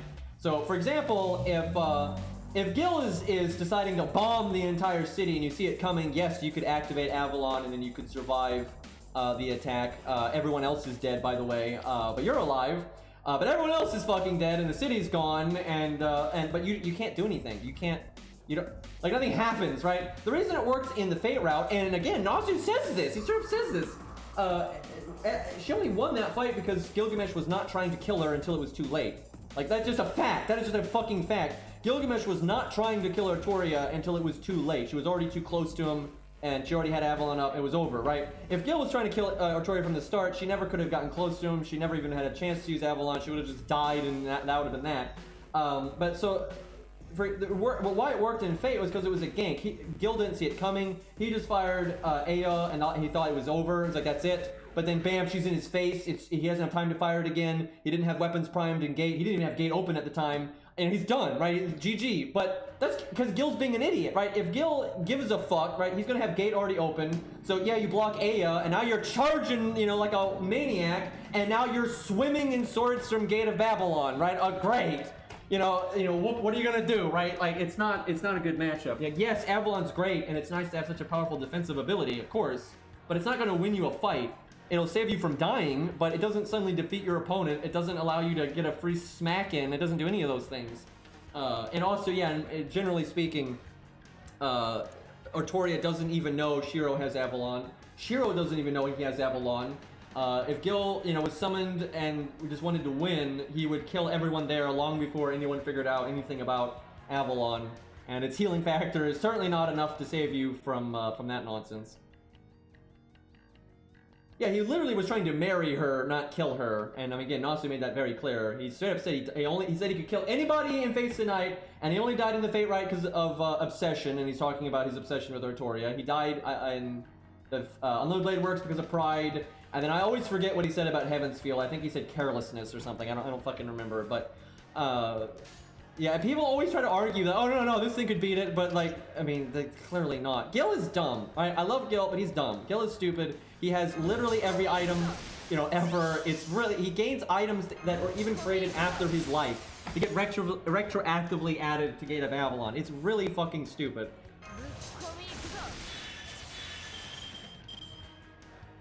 Also, Gil can surround himself in shields and block Excalibur. He actually does that in Fate Strange Fake. So he has his armor and he can spawn a bunch of shields out of Gate of Babylon and stuff, and he can just face tank Excalibur. Yeah, actually, Gil's used shields twice. He's used them in Fate Zero. He doesn't in the anime, but he does in the book. He uses them against Lancelot. And he uses shields against Richard in Fate Strange Fake. Which, that scene is fucking hilarious. I love that scene, though, because they did a good job of showing off Gil and Richard at the same time. And without plot armor, not breaking anything. Like, obviously, Gil's holding back, but it makes sense for Gil to hold back in that context. Like, why would he, not do that? So Richard's thing is Richard can perform Excalibur without having Excalibur, because that's his thing in life. For those who don't know, Richard the Lionheart, was a real person, and he was like really hyped by the Arthurian legends, and he made a sword and named it Excalibur and all that stuff. So in Fate, Richard can use Excalibur without having Excalibur, and how powerful the Excalibur will be, though, is based on what he's wielding. If he's wielding a very powerful weapon, it'll be stronger. If he's wielding a stick, it'll be much weaker. But they make this distinction, and this is rather relevant.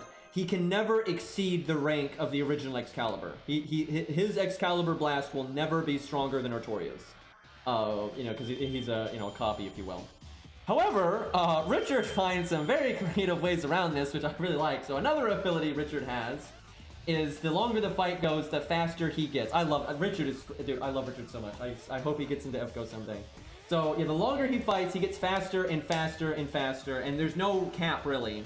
And now they have not explicitly said this, but I suspect a lot of what I'm about to describe is because Richard's master is broken and is probably connected to the root, and because of that his master has unlimited mana. This has not been confirmed, but I suspect Richard would not be able to do anything that I'm about to say unless his master had unlimited mana, because I suspect the mana cost of this would just be ludicrous and it wouldn't work.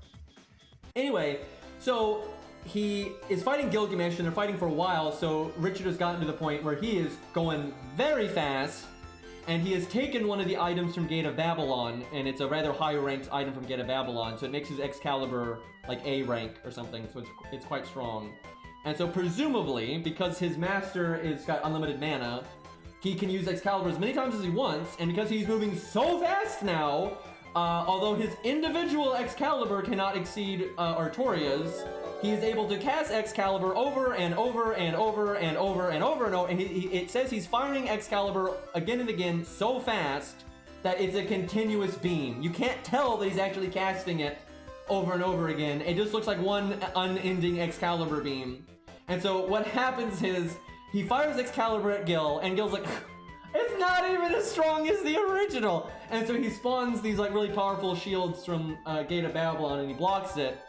But then Richard just keeps firing them, and Gil is able to continuously block them because he has got multiple shields in Gate, and they can block it. But it's pushing Gilgamesh like back, and he's actually like pushing him upwards in the air. So he's like air juggling him like in a fighting game. And so Richard just keeps on firing them over and over and over, and he is kind of like Gil, like going skywards, stun locked, if you will. It's pretty heavy feat indeed. It's pretty funny, and then like Gil's master is actually so worried that she's about to use a command spell to teleport him out of the Excalibur spam. But I think Enkidu tells her not to do that because if Gil wants to, he can get out of it, which he does. He eventually gets out of it, and then bitch slaps Richard into a church, which is pretty funny. But yeah, I love that fight scene because they get to show off a lot of stuff from Gate of Babylon that you don't normally get to see, and they also show off Richard being a sassy boy and having really surprising abilities that are and just I love how they're all like, oh yeah, you know, but his Excalibur can't exceed the original, but he can do this though. It's pretty great. I hope to God that Fate Strange Fake gets a really good studio to do the anime. I don't want some shitty, you know, adaptation that's gonna fuck it up. Like APOC, and I want to see that scene so bad. I cannot wait to see that scene because we'll get to see cool things from Gate, right? We'll get to see shields from Gate of Babylon and all that, and then we'll get to see Richard going, you know, super Sanic and spamming Excalibur at the speed of light. I can't wait, man. What I would love for them to do is I want them to give Richard and FGO abilities kind of like King Potato Chips, but different. Not giving him more health, but this long-running ability that just keeps going and it just ramps up, right? It just keeps ramping up. And like it started off where it's not very good. Make it so Richard sucks at the beginning, right? Like he just doesn't have any on-demand stuff. But if you're able to, you know, stall it out and give him some time, he ramps up to just absurdity, right? And if you give him enough time, he can like NP spam and there's so much attack up. I mean, fucking awesome, dude. But make it take forever. And like no shortcuts. You can make it so it has to be from his abilities. Giving him like NP battery from like Scatty. Yeah, sure, you get to NP early or whatever, but like it won't do much. And like make him so based around you know, ramping up, because that's kind of how he works. Oh, I gotta tell you, Richard has a lot of abilities. He is a pretty wild servant. His ultimate strength though varies. This is so bizarre. Richard is weird, dude. Well, he's such a weird servant. Basically, I love this. This is so whack, and it makes the Throne of Heroes sound like a hangout. It's so anyway. So basically, when Richard gets summoned, other servants in the Throne of Heroes can tag along. And you know, so based on like on this summoning, who decides to come along will change his like abilities. They can now, the people that tag along, they're kind of like they're like his shadow, right? They're not their full. They can't you know, use their full abilities. You know, they can't manifest their bodies or anything, but they're like they're his shadow, and all these different servants are in his shadow essentially, and they will change like the abilities that he has access to and whatnot.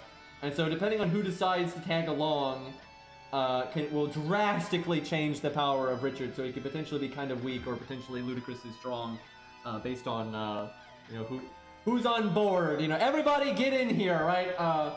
So yeah, in Fate Strange Fake, it's not even confirmed who like everyone who's come along so far is, but one of them is a Knight of the Round Table. There's a Knight of the Round Table in there. I think there was there's a weeb. There's a weeb in there. I want to say, wasn't there potentially one of the other Robin Hoods in there? I can't remember. It's been a while. But yeah, a few of the things that have come along have been confirmed. If I remember correctly, one of his shadows is one. It's not the Robin from Fate Extra, because they've always said, because Robin Hood is based on many different legends, some true, some not, a lot of them combined and whatnot. A lot of different people taking the name Robin Hood throughout history. That there's a lot of different people that can be summoned as Robin Hood, and they have different abilities, personalities, and so on. The one, if I remember correctly, the one in Fate Strange Fake, if there is one there, I'm pretty sure is not the one from Fate Extra, which, I mean, that's reasonable. They should really show off some of the other ones at this point. Yeah, dude, Richard is awesome. I love him so much. He's such a fun character, and dude, his voice act, I was kind of surprised by the voice actor they went with, but I like it, and it works. A lot of people don't like it, but I like it. He's got a pretty deep voice. I don't think people were expecting that. But I dig it. I think it works pretty well.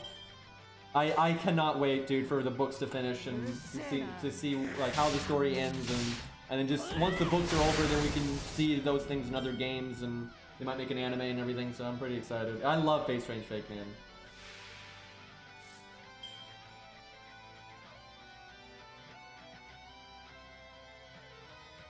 Yeah, I remember there was a mage. I do remember there was Akita in the party. That's pretty accurate. He's a D&D session in servant form.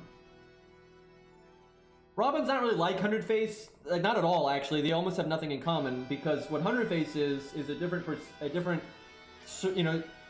personality is taking full shape, right? So basically 100 Face made 100 personalities, and each one of them is getting their own body, but they're divided. You know, the servant's strength is divided amongst the 100, right? But each one of them can specialize in a different thing, and that's like a whole shtick. That's nothing like Robin at all. Robin, first off, none of them materialize together. They're all individual servants that are not connected to each other. They're just different takes on the same legend, as there are many takes of the legend in real life. And they're each full servants with their own abilities and their own stats, and they're disconnected from each other entirely. And they're not the same origin ultimately. Where with 100 Face, they're all actually one person. They're all the same person that split their personality up, and then each manifested, you know, and then their power is divided amongst them, right? So ultimately, they're like, you know, mini representing one. Where if anything, Robin is actually the complete opposite of that. So yeah, very different. Also, if all the Robins materialized and fought 100 Face, 100 Face would get annihilated. So feels bad.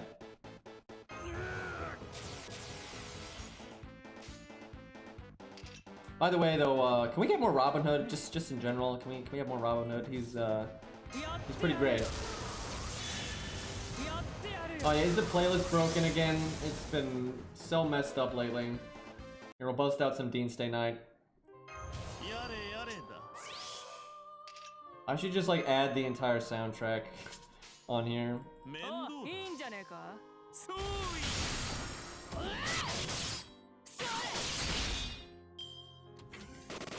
Yeah, it'd be cool if they'd add more Robin Hoods.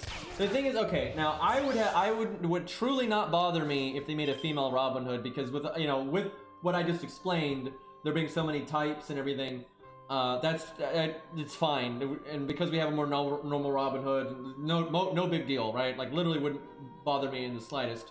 But I do feel like if FGO decided to do another Robin Hood, they probably would do a female Robin Hood, and only because it's a female, not because of any other reason, right? And that would be kind of lame. But hopefully they would do a good job with the character, so it wouldn't really matter.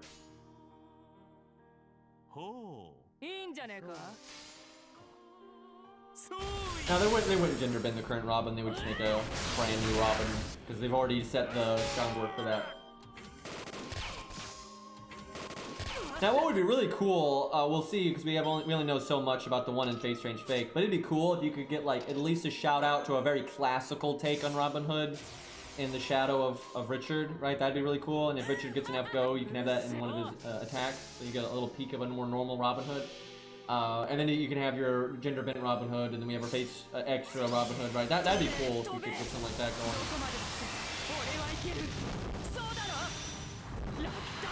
Not really a Horseman of the Apocalypse. Basically, there is the incarnation of like disease and such. He's pretty okay. If you haven't noticed, Face Strange Fake's a trip.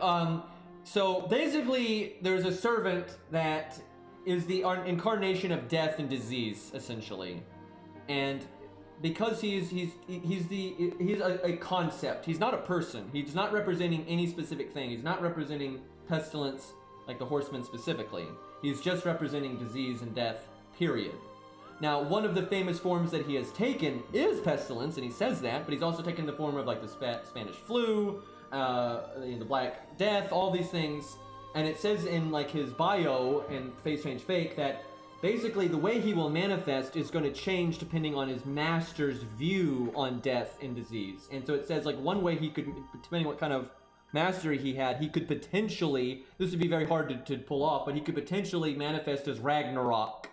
He could just manifest as Ragnarok, which is kind of nonsense, but so certainly depending on what his master is like, he surely could manifest as like direct, like Pestilence, one of the Riders of the Apocalypse, but he's not the Rider of the Apocalypse. He's no specific thing. He is just a concept, and that concept, he's kind of similar to Nursery Rhyme, where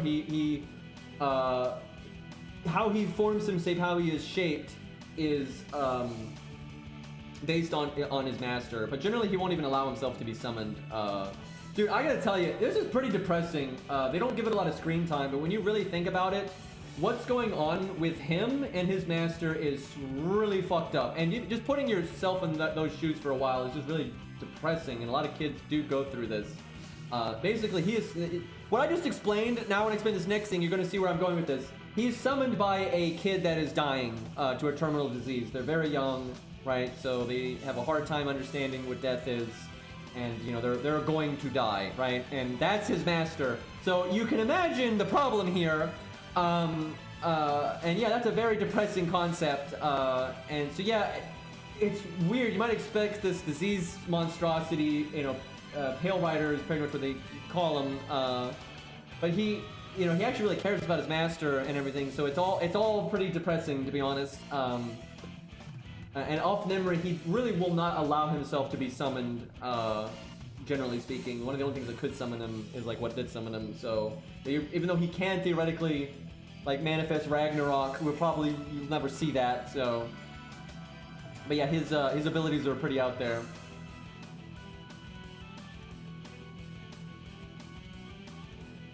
Yeah, then you've got, dude, where do you even, like, Face Range Fake just doesn't stop. But yeah, dude, Pale Rider, he kind of is a good boy, right? And he's, you know, he's so spooky and scary and all that stuff, but then, yeah, he's kind of a bro looking after a dying kid, man. It's messed up. But yeah, I'm really interested to see what they do with him moving forward with the story. But, so yeah, then you've got the Zealot. So, you know, you've got the Hassans, which are like this long-running murder cult that throughout the years, you know, different people represented the man from the mountain, right? And so they kind of, you know, it's not like it is in the Camelot Singularity where they're all around at the same time. That's not a thing. But in the actual thing, you know, they're kind of one at a time. They go through the different, you know, years. And one of the times when they were looking for the candidate to be the next, you know, man from the mountain, the Zealot was trying to be picked. She wanted to be chosen, but she wasn't. Hundred Face was chosen instead, funnily enough. Hundred Face is not in Face Range Fake. They're mentioned and such because of this, but so what Zealot did at the time, trying to be picked, was she mastered all the previous Hassan's abilities, right? And it says basically she mastered, some of them she actually mastered better than the original people, and a lot of them not nearly as good as the original, but she learned how to do all the abilities of all of the previous Hassans. Like she can do cyber fantasy and all that nonsense. And so on and so forth. But she did not learn Hundred Face's ability, because Hundred Face was off developing their technique while she was doing that, so she'd never learned that. And she never learned any techniques that came after, if any did. Hey Fen, thank you for the 300 bits. Anyway, so basically they picked Hundred Face because one, Hundred Face's ability is pretty insane, and they didn't look too kindly on her not coming up with her own ability, but just copying the others' abilities. So yeah, she got washed out, and then Hundred Face got picked. And so what is super cool about this is she gets summoned, and you might think, oh, it's kind of a different look at this whole thing. But then a regular Hassan gets summoned too. And I hope they don't let that opportunity go by. So, and what you might say, oh, but she, you know, if he's one of the older ones, then she's going to have his ability. But she only copied their NPs. And I tell you, if I've ever seen a servant that doesn't need their NP, it's the Hassan that gets summoned in Face Range Fake. He has EX ranked presence concealment, which is higher than any presence concealment we've ever seen. Curse Arm only has A+. And Curse Arm has a higher rank of presence concealment than Gramps, you know, King Hassan. Gramps only has A.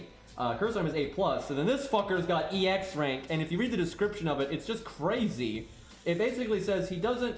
So normally what happens with presence concealment is if you have a very high rank of it, you can be invisible. And if it's a lower rank, near invisible. But, so like with Curse Arm gets to be invisible when he's not in combat. But if Curse Arm attacks anyone or is attacked, his presence concealment drops a few ranks, and he's, you know, kind of hard to lock down, but he's not invisible anymore and he can be seen. And then it drops down to like B or B+ or some shit, I don't remember, or C even, I don't know, it drops a few ranks. With this strange fake Hassan, he is in EX when he's not in combat, and then when he gets in combat, it goes down to A+.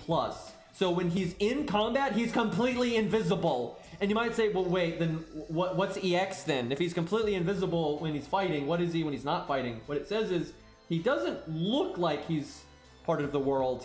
is part of the world, right? He actually fuses with the environment. He doesn't like look like a rock or a tree. He is a rock or a tree, right?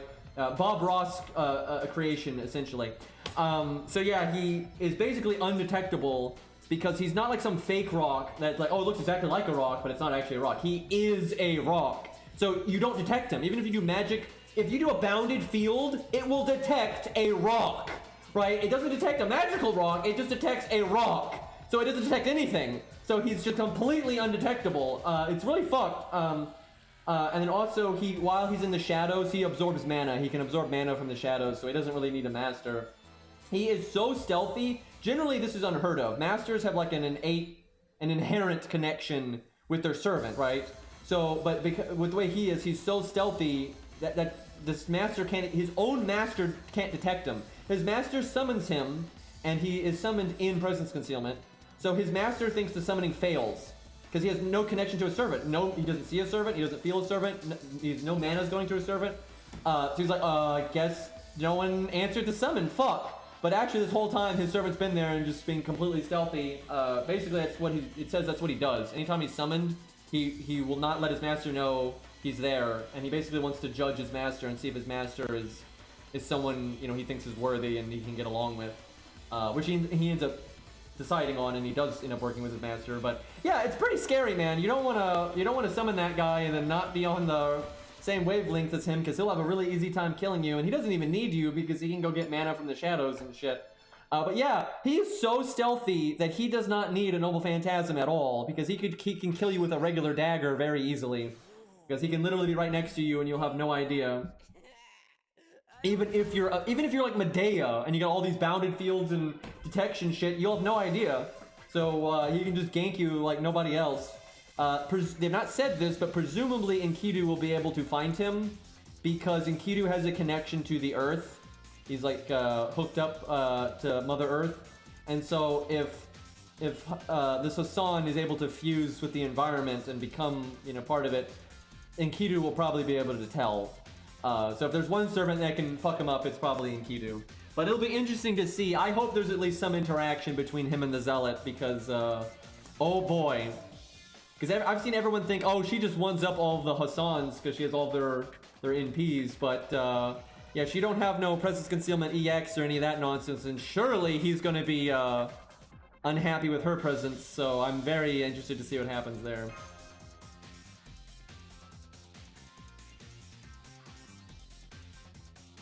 If you could see the future, you could see potentially like the outcome of what he does. You still won't see him. So let's say you see the future, right? So let's say Strange Fake Hassan is a tree, right?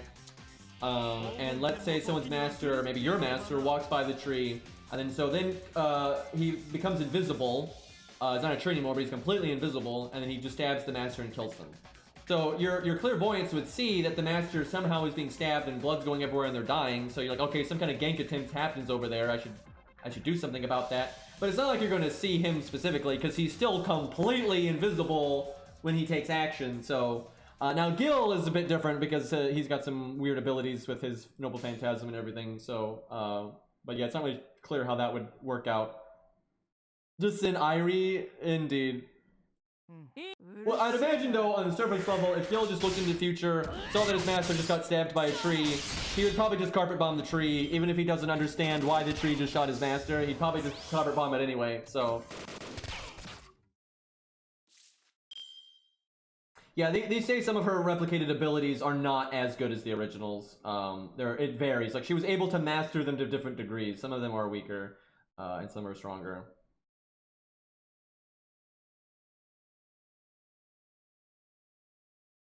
Yeah, I know. Curse Arm could have gotten him. That was a nice shout out to Curse Arm. That was kind of a good way to kind of give Curse Arm a point without Curse Arm actually being in the story and without actually killing off a cast member. So that was pretty good. I liked that.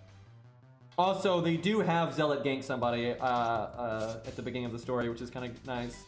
You don't get to see that too often in Fate. Assassins rarely get to do cool things.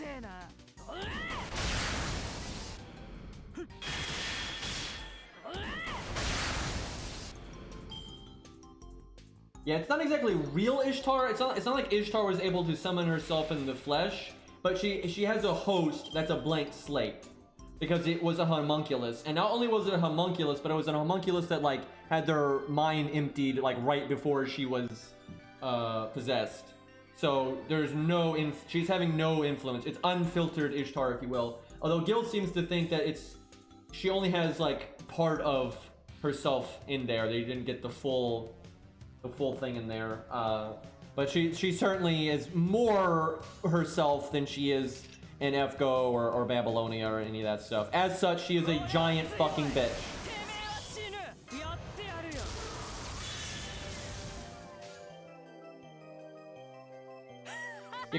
King Hassan is completely different. King Hassan was never part of the cult. That's the thing. King Hassan was never part of the death cult. He just inspired them. Imagine from his perspective, there's this wacky death cult religion that spawned after his life, right? And or like worshiping him as a death god or something, right? And he had nothing to do with any of it, right? Pretty weird, to be honest.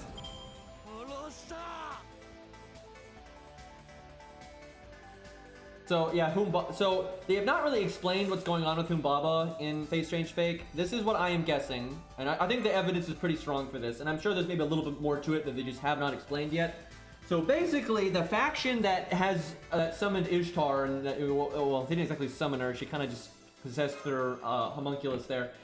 Anyway, so they were trying to summon a berserker, and it is so heavily implied. Some people disagree with me on this, but I think it is incredibly heavily implied that the berserker they were trying to summon was Berserker Edison.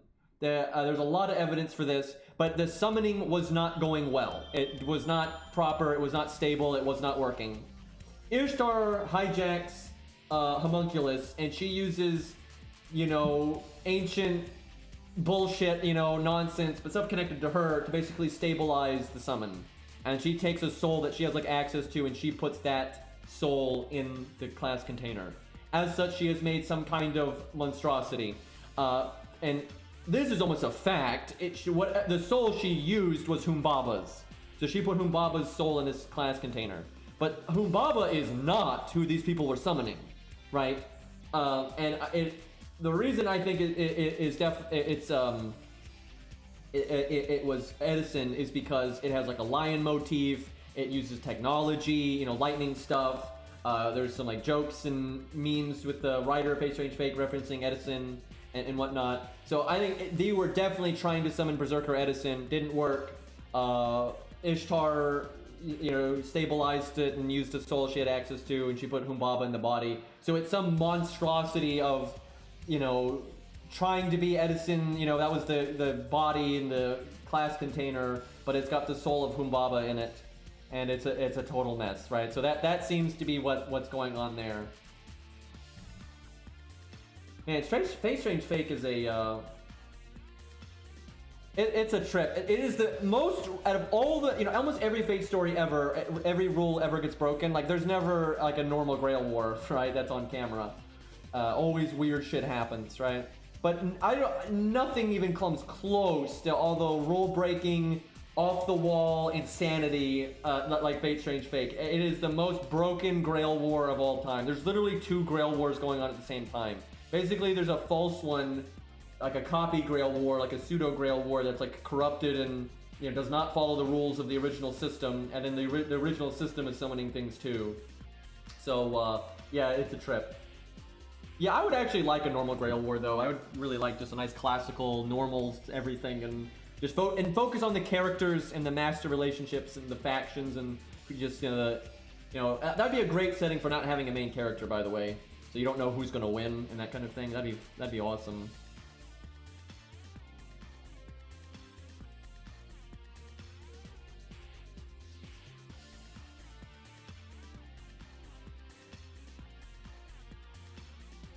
Yeah, they banned her. It's pretty funny. Yeah, I remember that.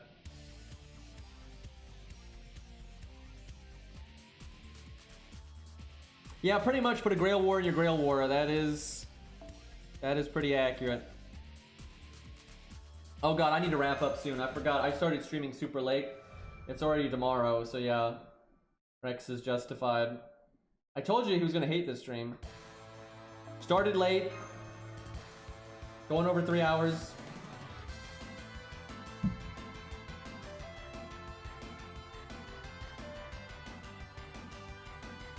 Yeah, I know, he almost never has main characters. Sometimes he has like pseudo main characters kind of introduce people to the story.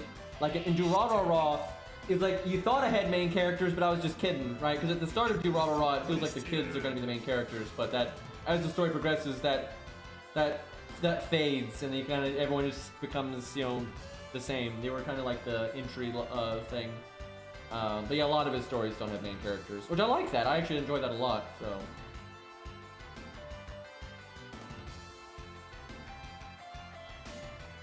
Alright, yeah, we'll wrap up after this one. How far did I get, though? I want to see what chapter we're on.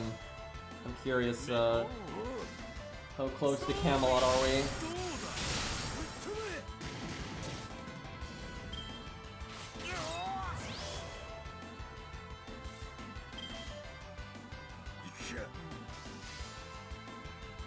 I didn't pay attention to the gameplay either. You're not alone. This was a terrible stream. This is the kind of stream I tried to avoid, but I figured something's better than nothing, and it gets us closer to something, right? Hopefully we can get to Gawain tomorrow. Not very far through America. That's pretty depressing. Baccano is amazing. I wouldn't say Baccano is underrated. It's just underdiscovered, I would say. Generally, most people that know what Baccano is are like, wow, yeah, that was really good. It's a pretty famous anime for being like that anime people say is really good. That's pretty normal. And of course, some people don't like it. It has a pretty out there story structure. But Baccano is a pretty liked story for when it is discovered. But it is definitely under the radar.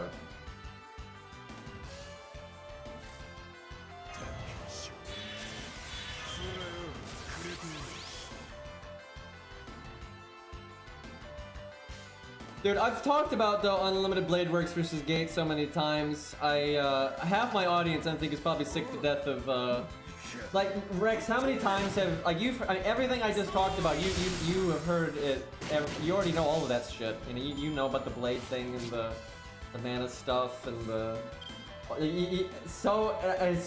oh my god. The reason, it just sucks because it's such a, it'll never end, right? Because most people will only ever watch the anime, right? And you're just, you know, it's gonna always spawn a lot of dumb shit.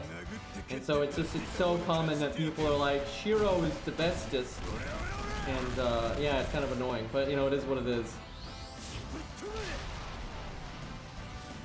But nobody reads the visual novel, but I don't entirely blame them because, oh god, there's some issues there.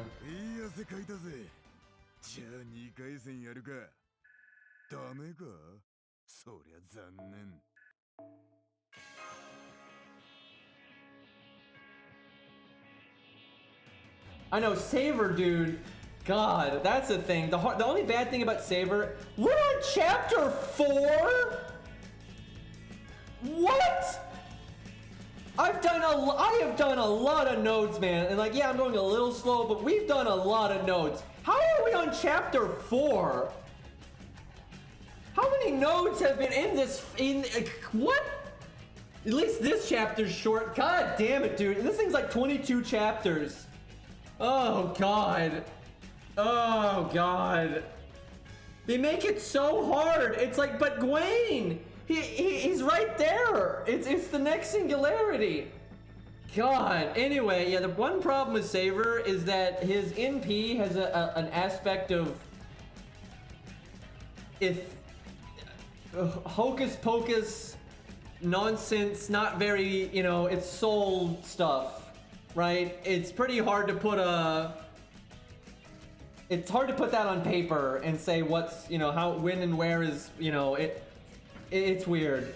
He's got a very weird NP, but it's unquestionably one of the strongest NPs out there, and he's also got the brute force, like, cannon artillery NP, and then the stat draining skill, and then crazy martial arts abilities, and yeah, he's fucked. He only lost in Fate Extra because he wanted to lose.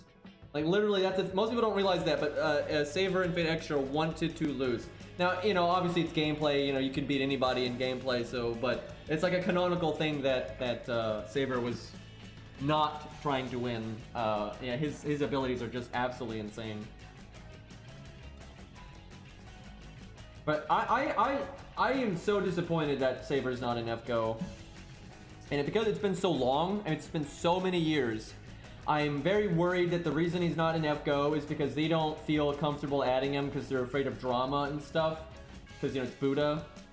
So if they haven't added him by now, I'm kind of worried they're never going to add him. However, I've got some hope that because of the extra re-release, the remake, that maybe that will give them an excuse to put him in the game. And, because, dude, I like Buddha anyway. They did an excellent job representing Buddha. And, he has green hair. He has abilities that are not only awesome, unique, and powerful, but they fit what they're based on extremely well, right? He's a very, you know, he's what I want to see in Fate, man. He's heavily based on the person that he's, you know, based on. What a concept. The thing is, I just said a ridiculous sentence, but you get there's a reason I had to say it. You know, it's nice to see Fate Buddha is actually based on Buddha, because we got dumb shit like Van Gogh that's not based on Van Gogh. You get what I'm saying here, right? It's really stupid. But yeah, it's nice to see Buddha actually based on Buddha, but still being anime and having super powerful abilities that are unique and very specific to him, right? It's really awesome. So yeah, the only thing that scares me is what happens if Lost Belt 6 hits and they add some stuff I really like and I roll big finally, and then they add Saber, because he's certainly going to be a 5-star. So, like, fuck. Like, what do I do then, right? Like, I don't want to miss out on. I probably shouldn't have rolled for Tesla on my ult account, because then I could have gotten Saber on my ult account. Well, time to start saving all my summon tickets on my ult account, I guess, and all the SSQ. That'll be my backup. You know, main account Lost Belt 6. Ult account backup in case Saber gets added at a bad time. That'll have to wallet Kun, yeah. I generally don't do that. No, if there was a safety net, maybe, but because there's no safety net, no. Anyway, lads, thank you for hanging out. We'll wrap up there. Let us raid somebody. Let's see what we got here. You watch them add a different Buddha. That's more like Van Gogh. Please no. Man, all the people that used to stream FGO don't really stream FGO anymore. It's like Kadroth still, but man, yeah, we need a new Fate anime, and we need some big updates for FGO to get people hype again, man. But yeah, a new Fate anime that's not FGO related. That's the problem. All the Fate anime now is FGO related, and that's not going to get new blood in here. Like, it really isn't. They need to put out, you know, a really quality anime that's either an original story or that is, you know, based on one of the books that is out there. Face Range Fake would be ideal, and I'm sure they want to make it, but it's not finished, so... Shit, there's like no one to raid.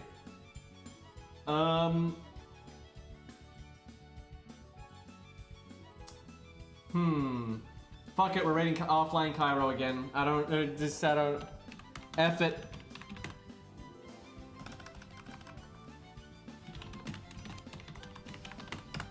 Alright, boys, I might try. I just spelled raid wrong somehow. I might try. How? Okay, there we go. There. It said I used raid, but I don't see it now. What? I don't know what's happening. It said I'm raiding Cairo, but I don't see the button to actually initiate the raid. It literally says Hanako used raid Cairo shoot. It's been canceled. What? How hard is it to raid?